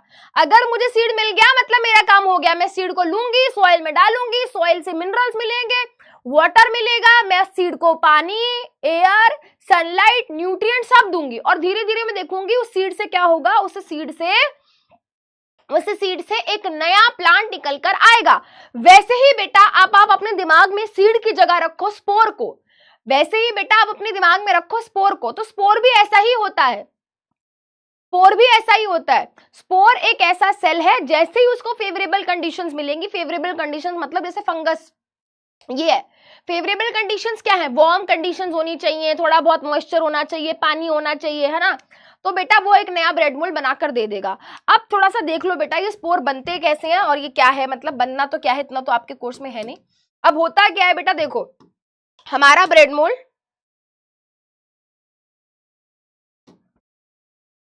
है ना, इस तरीके के स्ट्रक्चर्स होते हैं बेटा, ये है ना, इनको बोलते हैं हम स्पोरेंजियोफोर। इन स्पोरेंजियोफोर के ऊपर बेटा इस तरीके से गोल गोल ब्लॉब जैसे बॉल जैसे स्ट्रक्चर्स लगे होते हैं जिनको हम बोलते हैं स्पोरेंजिया। और इन स्पोरेंजिया के अंदर बेटा एक नहीं दो नहीं बहुत सारे क्या बनते हैं, स्पोर्स। इन्हीं के अंदर क्या बनते हैं भाई, इन्हीं के अंदर बनते हैं स्पोर्स। तो कोई पूछे कि स्पोर्स कहाँ बनते हैं, स्पोर्स कहाँ बनते हैं, तो स्पोर्स स्पोरेंजिया के अंदर बनते हैं। स्पोरेंजिया किसकी, एक डंडी होती है, एक डंडी होती है जिसका नाम होता है स्पोरेंजियोफोर, उसकी टिप पे लगे होते हैं। एक डंडी है स्पोरेंजियोफोर, स्पोरेंजियोफोर नाम की एक डंडी की टिप पर एक बॉल जैसा स्ट्रक्चर लगा हुआ है जिसका नाम स्पोरेंजिया है। इस पैकेट का, इस बॉल का नाम क्या है? स्पोरेंजिया। और स्पोरेंजिया के अंदर क्या बनते हैं? स्पोरेंजिया के अंदर वो छोटे छोटे छोटे छोटे छोटे छोटे सेल्स बनते हैं जिनका नाम क्या है? स्पोर्स। ठीक है, अब होता क्या है बेटा, ये स्पोर कैसे बाहर निकलता है? जब बहुत है ना, जब बहुत सारे स्पोर्स बन जाते हैं तो भाई इस पैकेट की ना कैपेसिटी पूरी हो गई, तो अब क्या होते हैं बेटा, ये रप्चर कर जाता है, ये फट जाता है और ये स्पोर क्या होते हैं? ये स्पोर इस तरीके से बाहर आ जाते हैं। ठीक है, ये स्पोर इस तरीके से बाहर आ जाते हैं। अब ये बहुत ही लाइट वेट होते हैं, ये बहुत ही क्या होते हैं भाई? लाइट वेट होते हैं। तो होता क्या है भाई, ये हवा से उड़ते उड़ते उड़ते उड़ते इधर उधर इधर उधर इधर उधर इधर उधर इधर उधर इधर उधर पहुंच जाते हैं, क्योंकि ये बहुत ही हल्के हैं, बहुत ही लाइट वेट है ना। और मान लो बेटा कहीं पे, है ना, मान लो बेटा कहीं पे इस तरीके से इनको ब्रेड मिल गई, है ना, तो ऑब्वियस सी बात है इनकी तो मजे हो गए, इनके तो बल्ले बल्ले हो गए, इनको यही चाहिए था। ये क्यों चाहिए था? क्योंकि भाई ब्रेड क्या है? ब्रेड खाना है इनका। तो बेटा ये ब्रेड के सरफेस पे आएंगे। अब आप ऐसे सोचो, ये ब्रेड के सरफेस पे आ गए, जैसे सीड को सॉइल मिल गई थी, वाटर मिल गया था, सही टेम्परेचर मिल गया था, सनलाइट मिल गई थी, तो उसने क्या करा था? नया प्लांट बना के दे दिया था। वैसे ही भाई ये स्पोर को जैसे ही ब्रेड मिल गई तो ये क्या करेगा? ये क्या करेगा बेटा? अब ये पूरा का पूरा, है ना, अब ये पूरा वही ब्रेड मोल्ड वगैरह बना देगा। ब्रेड मोल्ड वगैरह अब ये क्या कर देगा? बना देगा। एक टिपिकल स्पोर किस तरीके का होता है मैं आपको बना के दिखा देती हूँ, है ना। एक टिपिकल स्पोर किस तरीके का होता है मैं बना के दिखा देती हूँ, है ना। एक स्पोर कुछ इस तरीके का होता है भाई, सेल है, उसमें न्यूक्लियस है ना, साइटोप्लाज्म है, सब कुछ है। और एक बहुत इंटरेस्टिंग बात यह है कि इनकी जो बाहर की वॉल होती है ना, बाहर की जो वॉल, इसके बाहर एक बहुत ही थिक प्रोटेक्टिव वॉल कवरिंग होती है। मतलब इसके बाहर एक बड़ी मोटी सी क्या होती है? एक जैकेट होती है। क्यों? ये क्या करती है बेटा? ये थिक प्रोटेक्टिव वॉल इसको प्रोटेक्शन देती है। मान लो बेटा ये स्पोर बेचारा घूम रहा है इधर से उधर, इधर से उधर, इसको मान लो बेटा कहीं पे फूड नहीं मिल रहा, तो बेचारा मरे ना, है ना, मर ना जाए कहीं बेचारा। टेम्परेचर ज्यादा है, इतना ज्यादा टेम्परेचर, कहीं मर ना जाए, तो उससे क्या करता है बेटा? ये प्रोटेक्ट करता है। तो याद रखेंगे स्पोर के पास क्या होती है? Thick wall. स्पोर के पास क्या होती है? Thick wall, thick protective covering होती है। ठीक है, स्पोर कहाँ बनते हैं? याद रखेंगे बेटा, स्पोर स्पोरेंजिया के अंदर बनते हैं। ठीक है, थिक वॉल होती है। हो गया बेटा? आ गया समझ? आ गया समझ? ठीक है। अब पूछा जाता है पेपर में कि भाई एडवांटेजेस क्या है, इंपॉर्टेंट है बेटा, ये मैं बता रही थी ना, ये आता है बेटा पेपर में। एडवांटेजेस क्या है स्पोर फॉर्मेशन के, तो लिख कर आएंगे बेटा। एडवांटेजेस ये हैं कि स्पोर बहुत ही लाइट वेट होते हैं, इजीली ट्रांसपोर्ट हो जाते हैं एक जगह से दूसरी जगह। उसके अलावा एक ही बारी में बहुत सारे स्पोर्स बनते हैं। हर स्पोर एक नया ब्रेड मोल्ड बना सकता है, यानी कि बहुत सारे स्पोर्स मतलब बहुत सारे ब्रेड मोल्ड। तो ये क्या है? एक बारी में बहुत सारे स्पोर्स बनते हैं, तो ये एक एडवांटेज है। और हम ये भी बताएंगे कि हर स्पोर क्या होता है? एक थिक वॉल से कवर्ड होता है, जो कि क्या करता है? स्पोर को एक प्रोटेक्शन देता है। और अगर अनफेवरेबल कंडीशन आ भी गई, मान लो ब्रेड नहीं मिला, टेम्परेचर सही नहीं मिला, पानी नहीं मिला, तो मरेगा नहीं, है ना, तो बच जाएगा। ये इंपॉर्टेंट है बेटा, प्लीज अच्छे से कर लेना, मैं सब साफ कर देती हूँ। ठीक है बेटा, तो ये हमारे कुछ टॉपिक्स थे। अच्छा यार ये रह गया, 1 मिनट रुको, रीजनरेशन रह गया, बस फटाफट से वो बता देती हूँ आपको और फिर हम क्लास खत्म करते हैं। देखो बेटा, आप यहाँ पर देखो, यहाँ पे क्या हुआ था? यहाँ पे क्या हुआ था? जब ये खुद मैच्योर हो गया था और इसने क्या करा था बेटा? मैच्योर होने पर इसने अपना खुद का सेल खुद ही तोड़ दिया था। रीजनरेशन क्या है? रीजनरेशन क्या है बेटा? देखो आपने ये बात सुनी होगी, देखी होगी। अगर हाँ बस बेटा हो गया, खत्म, कुछ भी नहीं है इसमें, कुछ भी नहीं है। देखो बेटा, आपने देखा होगा जो लिजर्ड होती है, जो छिपकली होती है, जो हमारे घरों में पाई जाती है, उसकी पूंछ कट जाती है, उसकी पूंछ कट जाती है, उसकी जो टेल है वो कट जाती है, और कुछ टाइम बाद वो खुद ग्रो भी हो जाती है। तो जब कोई भी ऑर्गेनिज्म अपने किसी बॉडी पार्ट को रीजनरेट कर लेता है, जब कोई भी ऑर्गेनिज्म अपने किसी बॉडी पार्ट को दोबारा से रीग्रो कर लेता है, दोबारा से ग्रो कर लेता है, तो उस प्रोसेस को हम बोलते हैं रीजनरेशन। क्या बोलते हैं बेटा? रीजनरेशन। जैसे मान लो बेटा फॉर एग्जांपल मेरी एक उंगली कट जाए, तो क्या मेरी उंगली दोबारा से ग्रो हो सकती है? आप कहोगे नहीं मैम, ये कैपेसिटी हमारे पास नहीं है। वेरी गुड, मान लो बेटा मेरी एक टांग कट जाए, है ना, तो क्या मेरी टांग दोबारा से ग्रो हो जाएगी? नहीं मैम, ये हम नहीं कर सकते। बट कुछ ऑर्गेनिज्म ऐसे हैं बेटा, अगर उनकी बॉडी का कोई पार्ट कट भी जाता है ना, उनकी बॉडी का कोई भी पार्ट अगर कट जाता है तो उस पार्ट को दोबारा से ग्रो कर सकते हैं, जैसे कि स्टारफिश। स्टारफिश को आपने देखा होगा बेटा, है ना, पैट्रिक ठीक है, तो स्टारफिश का बेटा अगर कोई बॉडी पार्ट इस तरीके से मान लो कट गया ना, तो एक आर्म अगर उसका कट गया तो उसको दोबारा से क्या कर लेगा? ग्रो कर लेगा। लिजर्ड भी क्या कर सकती है बेटा? अपने उस बॉडी पार्ट को, अपनी टेल को क्या कर सकती है? ग्रो कर सकती है। तो वैसे ही बेटा एक ऑर्गेनिज्म होता है जिसका नाम होता है प्लेनेरिया, वो जानबूझ के अपनी बॉडी को नहीं तोड़ता है। पहली चीज, उसका रिप्रोडक्शन करने का तरीका ये है ही नहीं, हमने उसको मजबूर किया ये करने के लिए। बेटा प्लेनेरिया एक ऐसा ऑर्गेनिज्म है जिसकी बॉडी के अंदर क्या होता है? जिसकी बॉडी के अंदर स्पर्म बनता है, एग बनता है, सेक्सुअल रिप्रोडक्शन होती है। हमने क्या किया बेटा? हमने इसके साथ गलत किया। हमने नहीं, एक्चुअली में हो जाता है, पानी के अंदर पाया जा रहा है, तो भाई कोई शिकारी आया, है ना, काट के चला गया, इसने कहा छोड़ दो छोड़ दो छोड़ दो, तो इसने क्या किया बेटा? अपने वो पार्ट को कहा छे मर जा, मैं तो जा रहा हूँ, है ना, तो अपना किसी बॉडी पार्ट को कटवा कर आ गया, ये अपने किसी बॉडी पार्ट को कटवा कर आ गया। अब क्या करेगा? बैठेगा थोड़ी, बैठेगा थोड़ी, दोबारा से रीग्रो कर लेगा। ठीक है, तो अब होता क्या है बेटा? ये जानबूझ के अपने बॉडी पार्ट को नहीं तोड़ता है, कंडीशंस ऐसी हो जाती हैं कि भाई इसकी बॉडी के टुकड़े हो गए, तो अब क्या होगा बेटा? मान लो ये जो एक टुकड़ा था ये अपने मिडल पार्ट को और टेल वाले पार्ट को ग्रो कर लेगा। मान लो बेटा ये वाला टुकड़ा था, ये अपने हेड वाले पार्ट को और अपने टेल वाले पार्ट को ग्रो कर लेगा। मान लो ये जो टेल वाला टुकड़ा था, ये अपने मिडल पार्ट को और अपर पार्ट को क्या कर लेगा? ग्रो कर लेगा। तो कहने का मतलब ये है बेटा, ये तो अपनी जान, जो इसके बेचारे को चोट लग गई है, उसको हील करने के चक्कर में क्या कर रहा था? अपने बॉडी पार्ट को ग्रो कर रहा था। बट यहाँ पे हुआ क्या? हमें तो आखिरी में क्या हो गया? हमें तो आखिरी में 3 प्लेनेरिया मिल गए। एक प्लेनेरिया ने अपने लॉस्ट बॉडी पार्ट को ग्रो करने के चक्कर में क्या किया? अपने बॉडी पार्ट्स को रीजनरेट करा। बट आखिरी में हुआ क्या? 3 प्लेनेरिया मिल गए। एक पेरेंट से, एक ऑर्गेनिज्म से 3 नए बन गए। तो रिप्रोडक्शन हो गया कि नहीं होगा? बट ये एक्चुअली में इसने ये सोच के नहीं किया कि मैं रिप्रोडक्शन कर रहा हूं, राइट। इसी प्रोसेस को हम क्या बोलते हैं बेटा? रीजनरेशन। ठीक है, स्टारफिश, प्लेनेरिया इस ऑर्गेनिजम्स के अंदर होता है। आज की क्लास यहीं पे करते हैं खत्म। ठीक है बेटा, सो अब हम मिलेंगे नेक्स्ट क्लास में, हम पढ़ेंगे वेजिटेटिव प्रोपगेशन, प्लांट के अंदर रिप्रोडक्शन कैसे होता है। ठीक है, so that's all for today's class. Thank you so much, take care of yourself, bye bye.